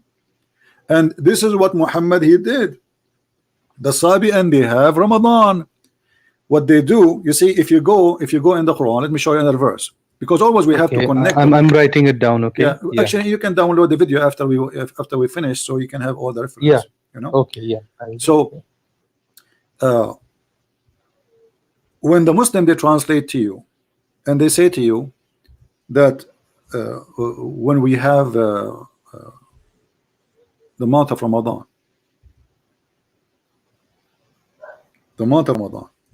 what they translate for you, they say to you that the Quran say that those who witness the month of Ramadan, but the fact it does not say the month of Ramadan, it says the moon of Ramadan. In the translation here they say the month of Ramadan where the Quran was given to Muhammad. Okay, and then Okay. it says and those who witness the month, but the verse doesn't say the word month, it says the word shahr. Shahr in today language it mean month. This is true, but in the time of Muhammad the word Okay. shahr is not an Arabic. This is an Aramaic and a Hebrew, which mean the moon. You can go right now to any Hebrew dictionary and say the word shahr. The word shahr is a moon. So whoever of you witness the moon of Ramadan, isn't it this what the Muslim they do? They witness the moon. Yeah. And the Eid. Yes. Yeah. Thank you. So Yeah. whoever of you witnessed the moon, who is the one who witnessed the moon? This is the Sabian. The Sabian, they used to go from the city of Haran Okay. and they celebrate the first moon fasting, which means they see the moon, they start fasting, and then they move to different city waiting to the moon, and they believe this is a new moon. You see, there's a moon, it's called the moon of Ramadan. Okay. I don't know if you're getting my point. Like we have many balls. Yeah. This Yeah. one is Yeah. called the ball Yeah. Ramadan. This one is called, so in the moon of Ramadan is when we start fasting, Yeah. and then when we receive the new moon. And why they think it's a new moon? Because the moon changed its shape, right? Yes. Yes. So they think there's a new moon is coming. So this moon is gone, and this is the new moon is coming. So when we see the crescent moon, it's a sign when you see other crescent moon, and then the moon start changing and became perfect, etc. And this is how they fast, and this is how they live, and this is exactly they took it from the Sabian. And you will see that Muhammad in the beginning he was fasting the fast of Ashura. Okay, Ashura, according to Aisha, it was a fasting of the pagan. Oh, How Muhammad from is Aisha. fasting the fast? How Muhammad is fasting the fast of the pagan? Why? Any Muslim can tell us why he's fasting if this is the fasting of the pagan.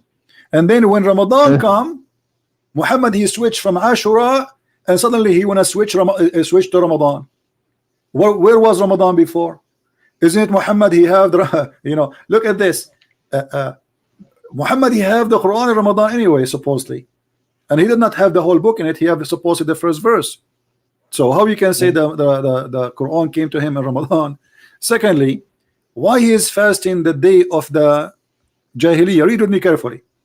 Okay. Narrated from Aisha during the pre-Islamic period of ignorance, the Jahiliyyah before Islam, Quraysh used to observe the fasting of the day of Ashura.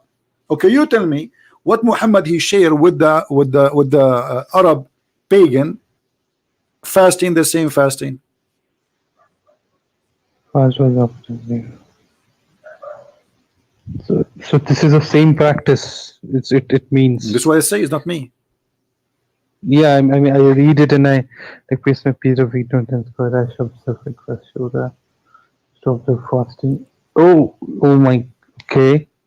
You see, and then he switched to Ramadan, and not only that, and he fasted on that day. You know. Yeah, it says observing too, fasting. absolutely, yeah. He fasted, and not only that, Muhammad. And then Ramadan was revealed. And then not only that, look, just to show you how important this Ashura. Okay. If Ashura, if it's just a fasting day, I will say, well, not a big deal. I mean, he just let it. But Muhammad, he said that the one who fasts Ashura, okay, Allah will erase his sin for the previous year. He will erase his sin for the previous year. So why we will let such a fasting which is going to erase our sin for a year? Read carefully. This is Muhammad saying. Okay. And this is Sahih again. This is at-Tirmidhi. Okay. Hadith number 752, and it's Sahih. The Prophet said, fast the day of Ashura, for indeed Allah will forgive the sin of the year before it. Can you highlight that, because it's not loaded yet? Yeah, I did. Yeah.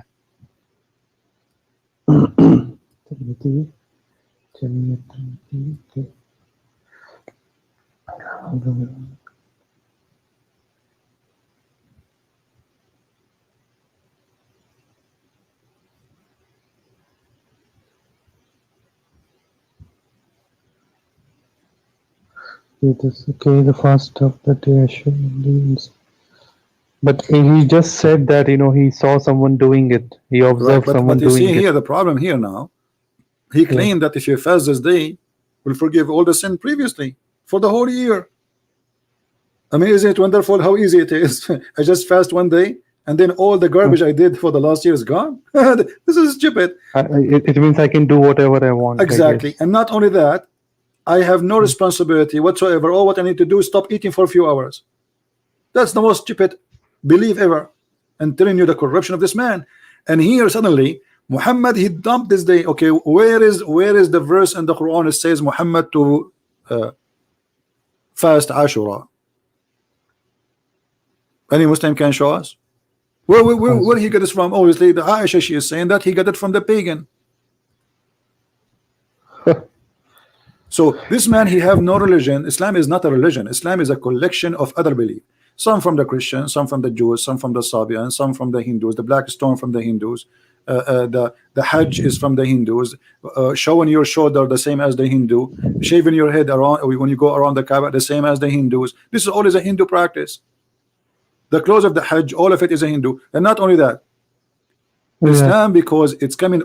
Have you ever heard the Muslim saying to you that Adam himself came from India? No, I have not heard You that. can search it right now on Adam, you Google. mean Adam? You mean, right? Yeah, Prophet Adam, supposedly, according for them, he's a prophet.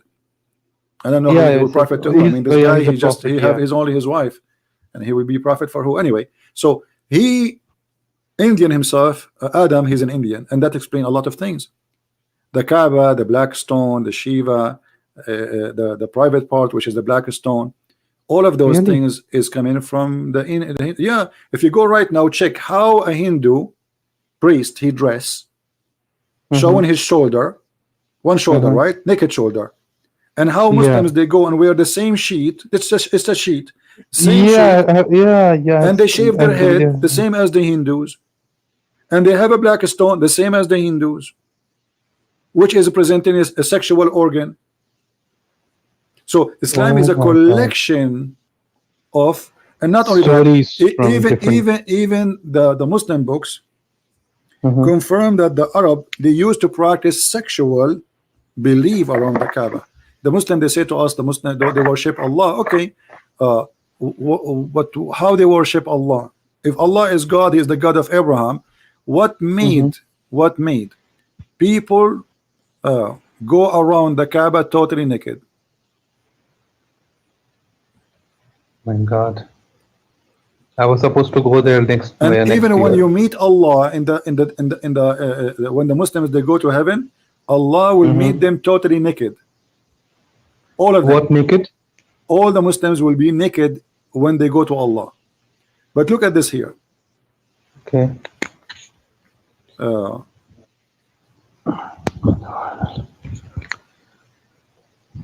This is the hadith. This is Sahih Muslim. It says Ibn Abbas, yeah. It says here in the authority of Ibn Abbas, the authority who Hisham narrated the authority of his father and the Arabs with an exhibition of Hamas, blah, blah, blah. It says they kept circulating in the state of nudity. Do you see it? Okay. Why the Arab going around the Kaaba in the state of nudity? What is the religion was there? I became somewhere to the father with naked father with the exception of Quran. Why did they do naked? I mean, I read something. Because the Prophet it's a sexual religion, my friend. Because let me tell you, in the Islamic tafsir it says that women who cannot carry babies, they want babies. The black stone present the god of fertility, the god of sex.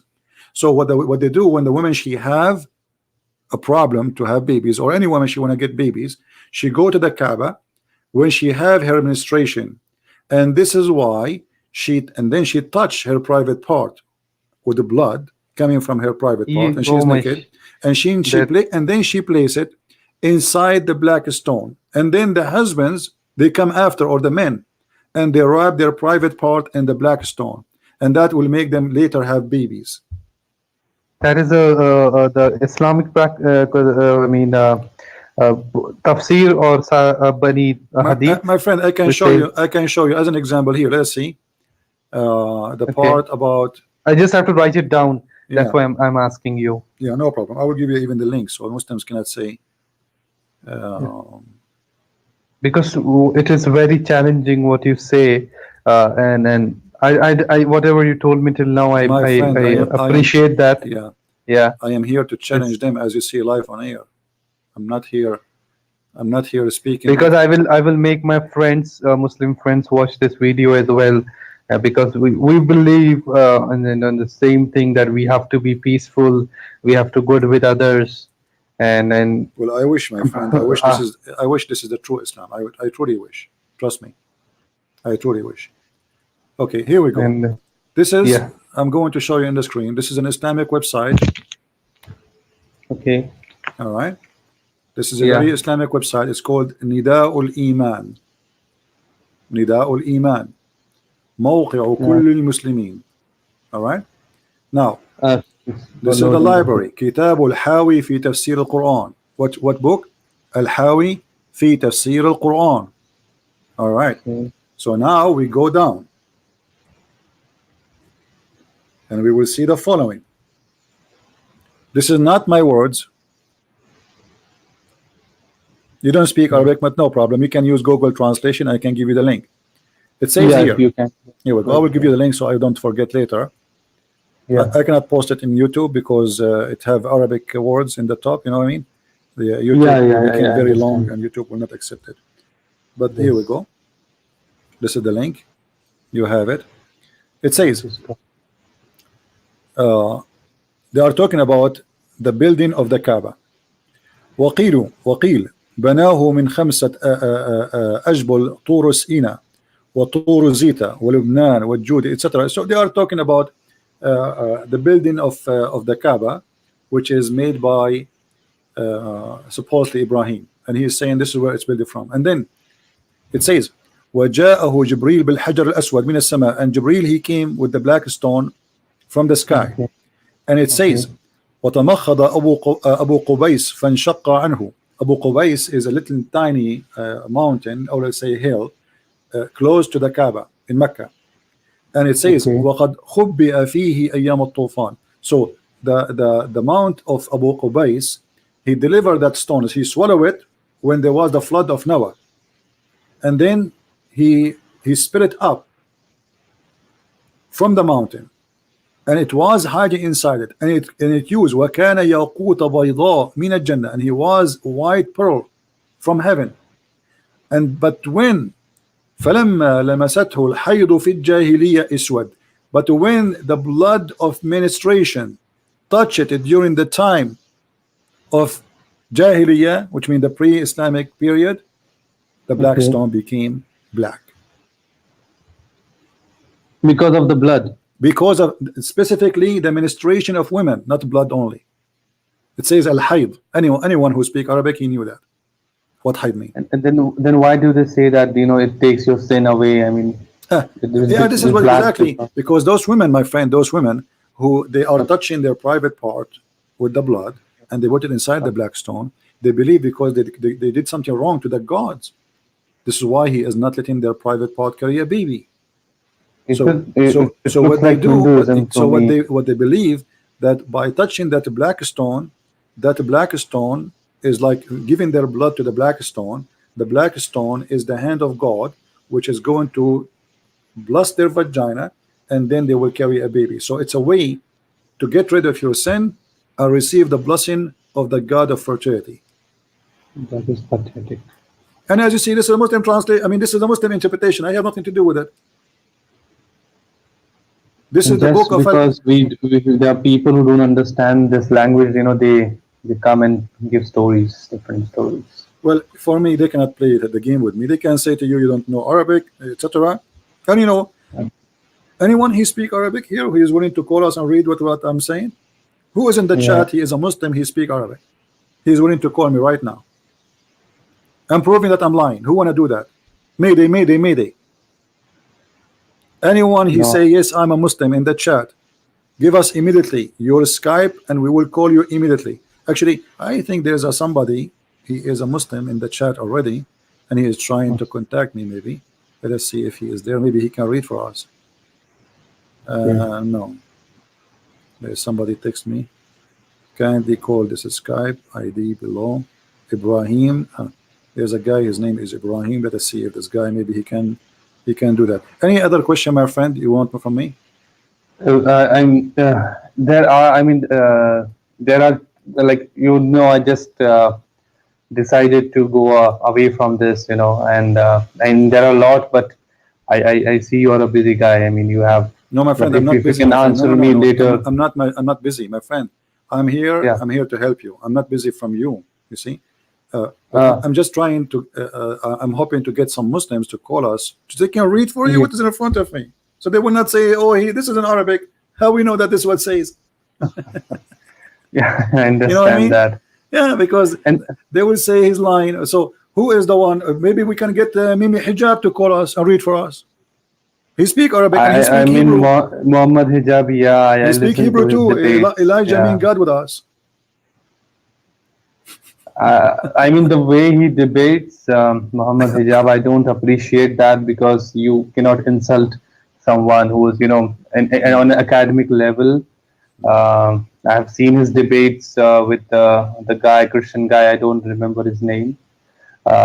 Trinity, some topic I don't really know. Yeah. Yeah, so I saw that he was making fun of him and everything. I mean, this is not a right. It's academic level. It's just, I mean, those are doing business. Those are not. They don't know what they're talking about. None of those people. They hear, they are a bunch of kids, and YouTube is a great opportunity. They don't have jobs. This guy, he lost his job, and he is trying to make some business. That's the story. But anyway, Yeah. can you prove your deceiver? But I don't speak Arabic. Okay, Muhammad Qasim, he can prove my deceiving, so I'm going to let him call me. What do you think, my friend? Do you want to hear Muhammad Qasim? You want to call me? Yes. All right. Wonderful. Well, Wonderful. thank you, and may the Lord bless you, and we are happy that you accepted Christ as your Savior. And feel free, join the chat if you have questions, and Yeah. I will be happy to ask you. Thank you. If you can get some time later, we can have just a small discussion. No problem. Anytime. No problem. Okay, sir. Thank you so much. Take care. God bless. Bye. Hallelujah. Here, our friend, he called as a Muslim, he hang up as a Christian. What do you want more? He is saved. Now let us call Muhammad Qasim, who said he can expose my lies.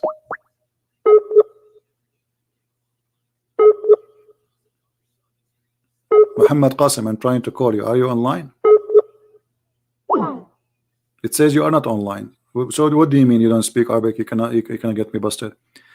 Am I lying? It says there that the women of blood from period made the black stone black. Yes or no? And why you are not online? I thought you want to speak to me.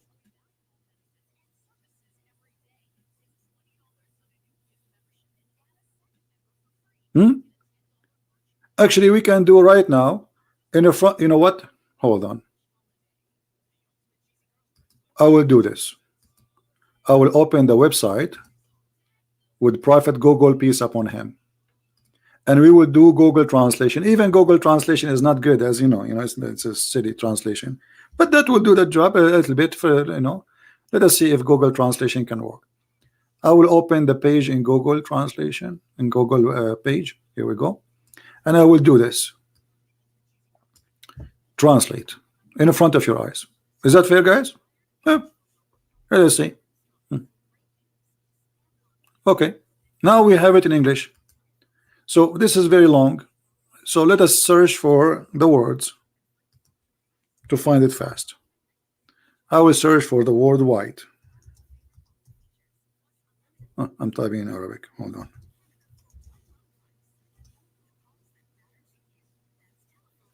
Here we go.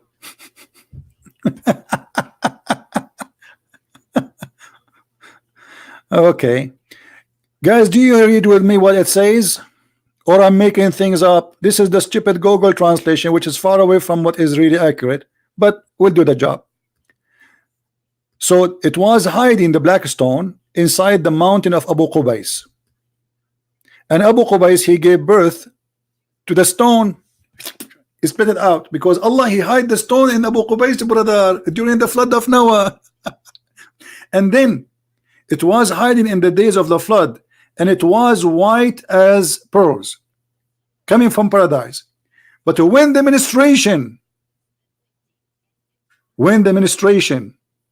touched the black stone, became black. Yes, Muhammad. Yeah, hello. Yes, Muhammad. What is your comment about the black stone become? Yeah, hello, can you hear me? Yeah, I hear you. So yeah, I can debunk every point that you mentioned. You're deceiving the guy. Start with this one. Does it say in the book of Al-Hawi, in the interpretation, that the women, they touch the black stone by their menstruation blood? Al-Hawi is not hujjah for us. It's not evidence for us.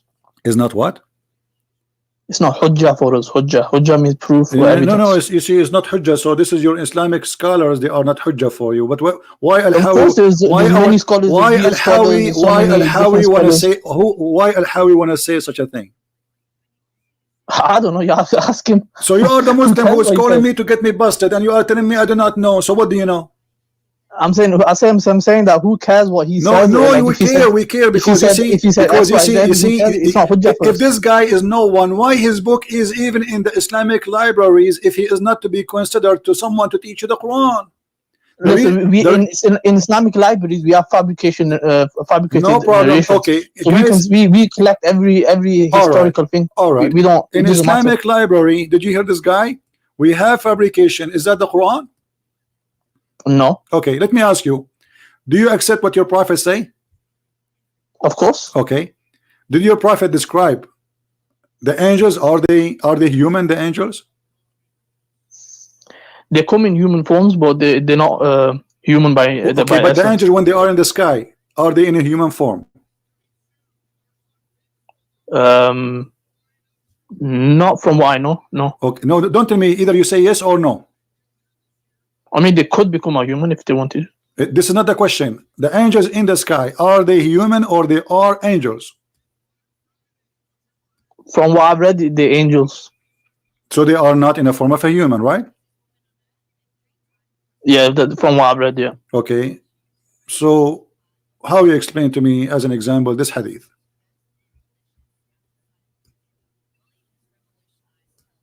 Just to show you, because anything I will say to you, you will say we have a lot of garbage in our books. I agree, you know, but the garbage is coming from your prophet, not from anyone. Here we go.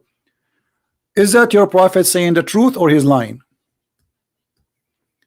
That between the loop, the angel have a loop of his ears, and he is in heaven, and he is the one who carried the chair of Allah. The distance between the loop of his ear and his shoulder is a journey of 700 years.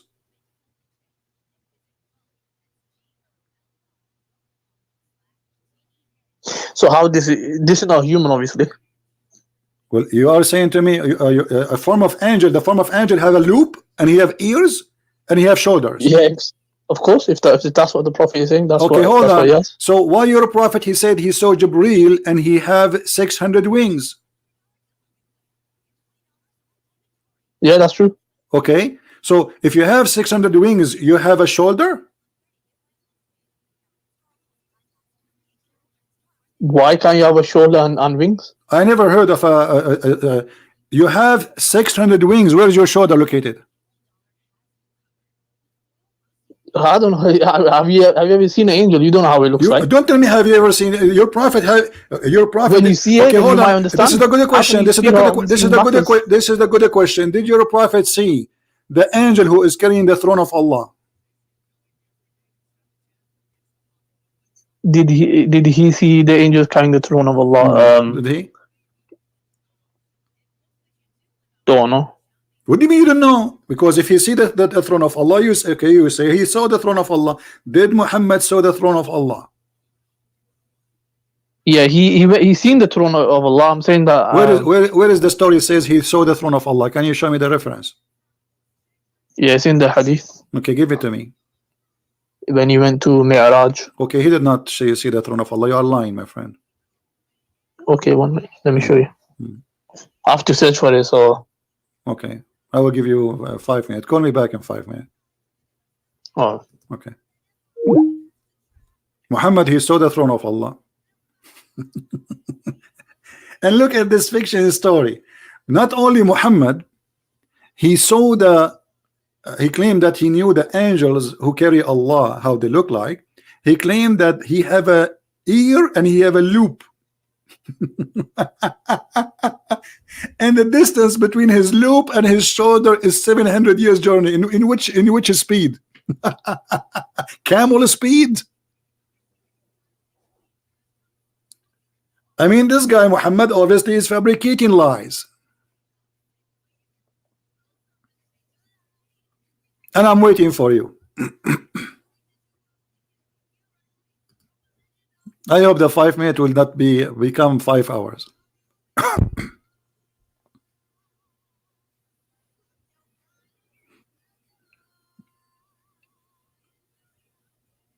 He have a loop.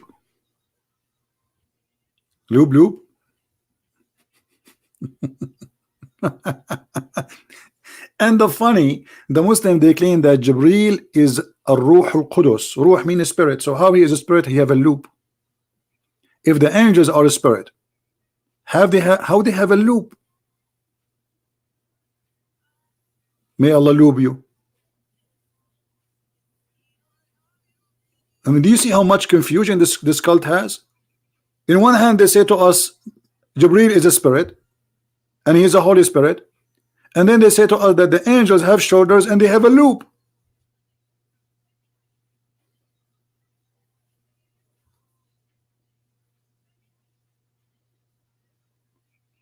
Qasim, I'm waiting for you. The time is almost up. Once I was debating a Muslim. This was more, I don't know, 15 years ago, more. He said he want to go to the bathroom. He was a sheikh. Since then, he never come back. We called the police. They checked the bathroom. They could not find him.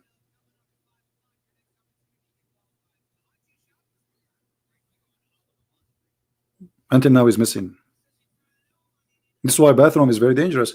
And this is explained why Muhammad, he says, before you enter the bathroom, you have to pray to Allah. Because shaitan, يَلْعَبُ فِي مَقْعَدَتِهِ, shaitan is going to play with your bum. And by the way, brothers, is it true? I mean, the Prophet, he knew things, as you see. He have expertise. How the Prophet, he knew that shaitan, he'll play with your bum? Did he experience that? Like he went in the bathroom and he felt something there?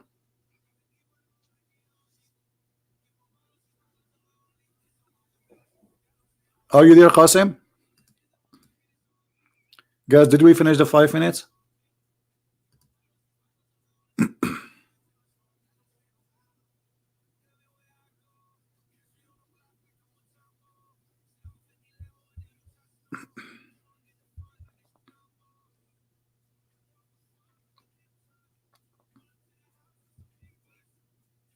Did we finish the 5 minutes? Anyone is counting the time? I think we finished the 5 minutes. This guy is looking. Okay, you know, Qasim, I will give you 5 years. Forget about the 5 minutes. Because 5 minutes for Muhammad is 5 years in our time. I'm still looking. Keep looking, my friend. Don't stop. If you're out of gas, stop in the gas station. It's in the corner. Keep driving.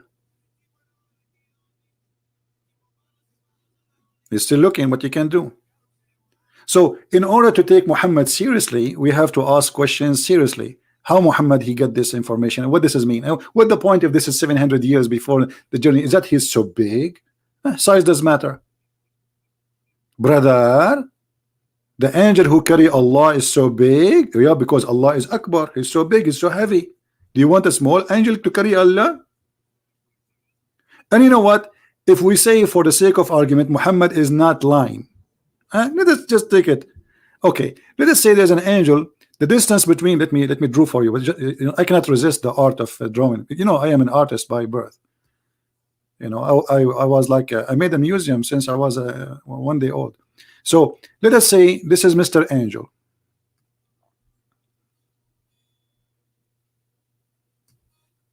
We will make him handsome, so the Muslims will be not offended. You know. And this is his ear.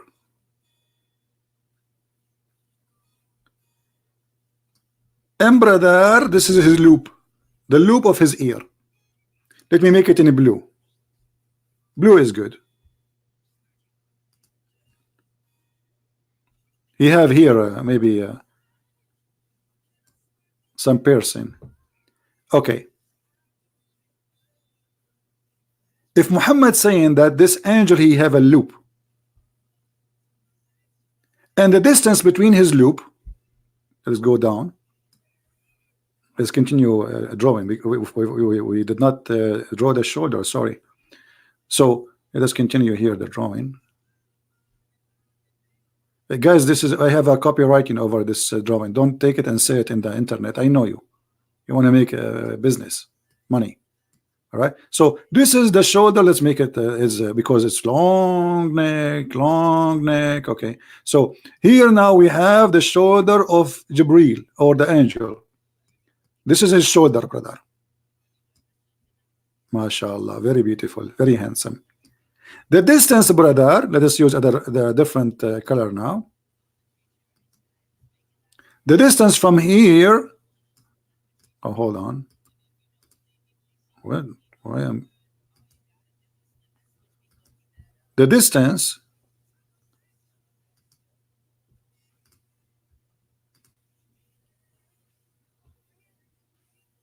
Let us use what color? This one. The distance, brother, from here to here is 700 years.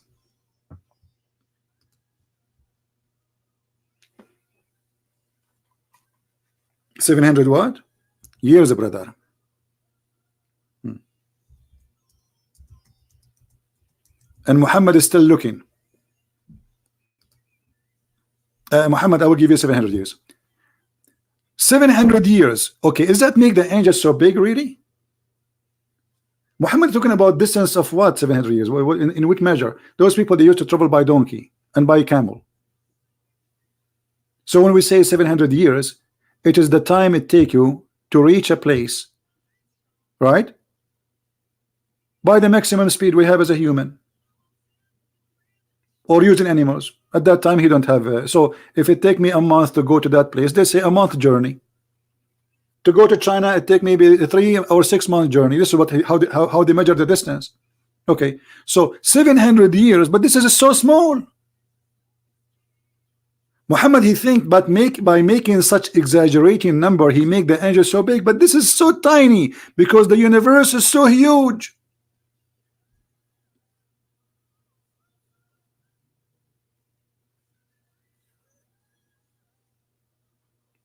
Is that correct?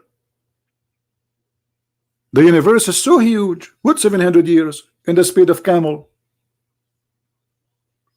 Will take you more longer to go to the moon by the camel.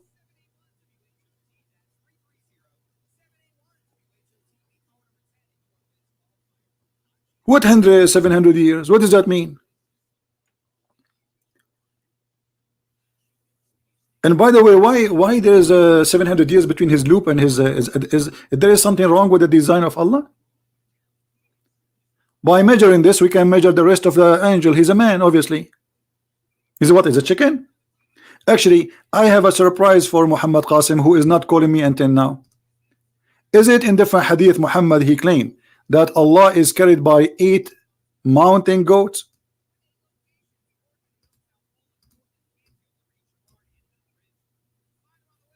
Mountain what? Mountain goats.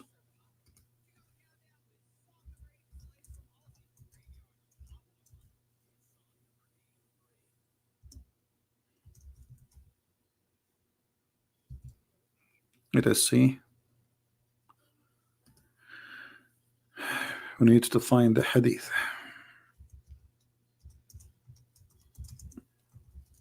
Guys, are you having a good time? Are we having a good time? I hope we are learning, right? Because this is the purpose of what we do here.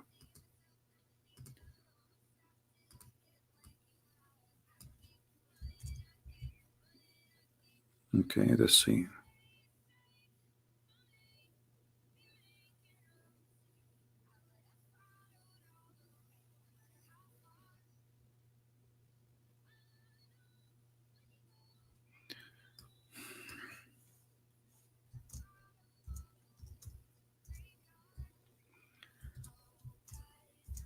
See how much you have to do, I mean, work to find things. What we can do, because if we say something and we don't show it, they will say he's making things up. All right.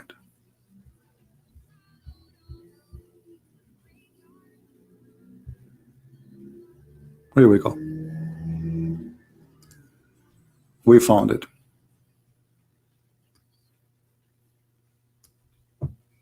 Above that, there are 8 mountain goats. 8 what? Mountain goats. Now we have to correct our drawing. So let us do this. Hold on.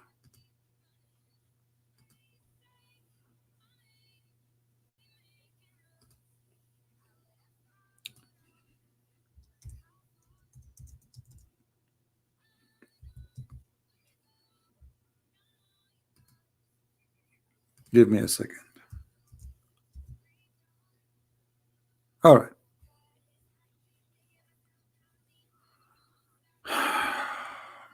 Lord have mercy. We will choose a beautiful goat for you. Here we go. We got a very good looking goat. And for sure it's a male goat, you know, because Allah will not accept a female goat close to him. Haram. Now, this is the goat. This is the angel of Allah. It's not me who's saying that, it's your prophet. This is the angel of Allah. Because remember, your prophet, he says it's an angel. And now, where is the loop in the goat? As I know that the goat don't have loop.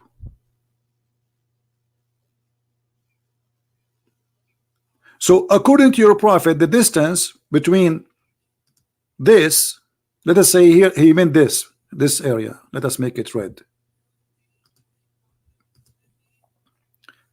If he meant this, so the distance between here to here is 700 years, brother.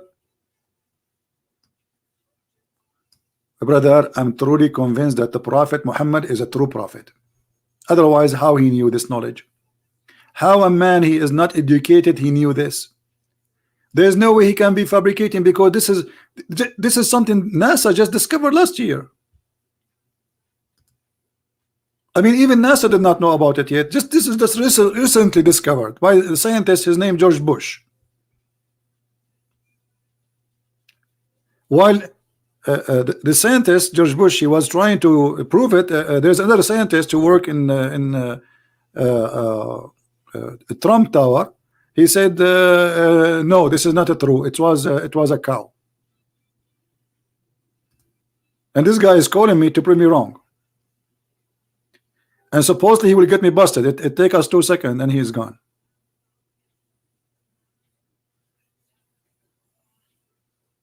Isn't it obvious that this guy, he's making things up? What is it? And what? The distance between the loop of... Oh, tell us how this angel look like first.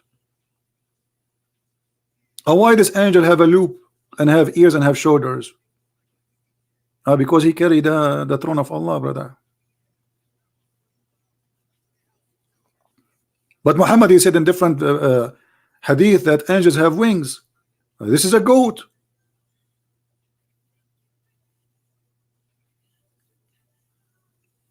It looked like Muhammad, he think goats are angels.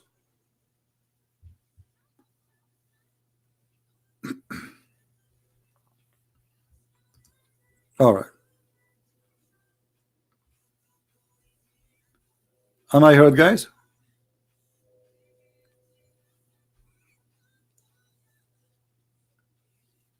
Do we have any Muslim want to say anything?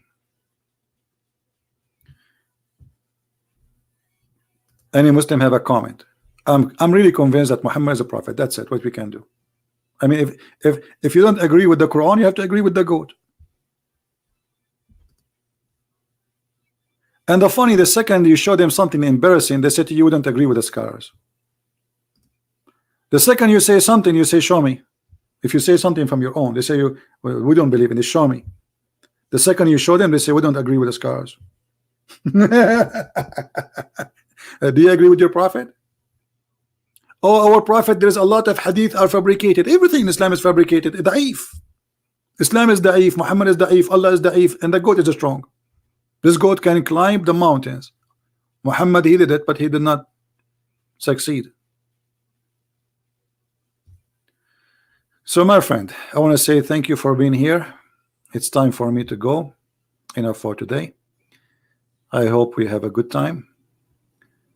And we are happy that our friend, he called us iftikar and he decided to leave Islam. And let me take the goat off, because this goat, she might became a public figure, because here we go. I mean, this is an angel of Allah, especially as a blonde. They like a blonde things. That's why I chose this goat. Because she's blonde. So I want to say thank you for being here. May the Lord bless you. And all Muslims are welcome to call us. And trust me, Muhammadan, I'm not against you as a human being. I'm against lies. I'm trying to save you. I'm trying to help you. Islam is nothing but a cult. Islam is nothing but a stupid cult. And you know, you have to be intelligent, you have to be vigilant, you have to be smart, and you don't let people drive you with the stupidity. I mean, it's a shame. We are in the year 2019, soon we'll be in the year 2020,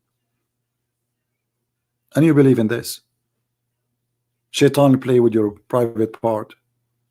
If you don't say a prayer to Allah, Shaitan will wrap himself around your private part, and he will be doing your wife with you.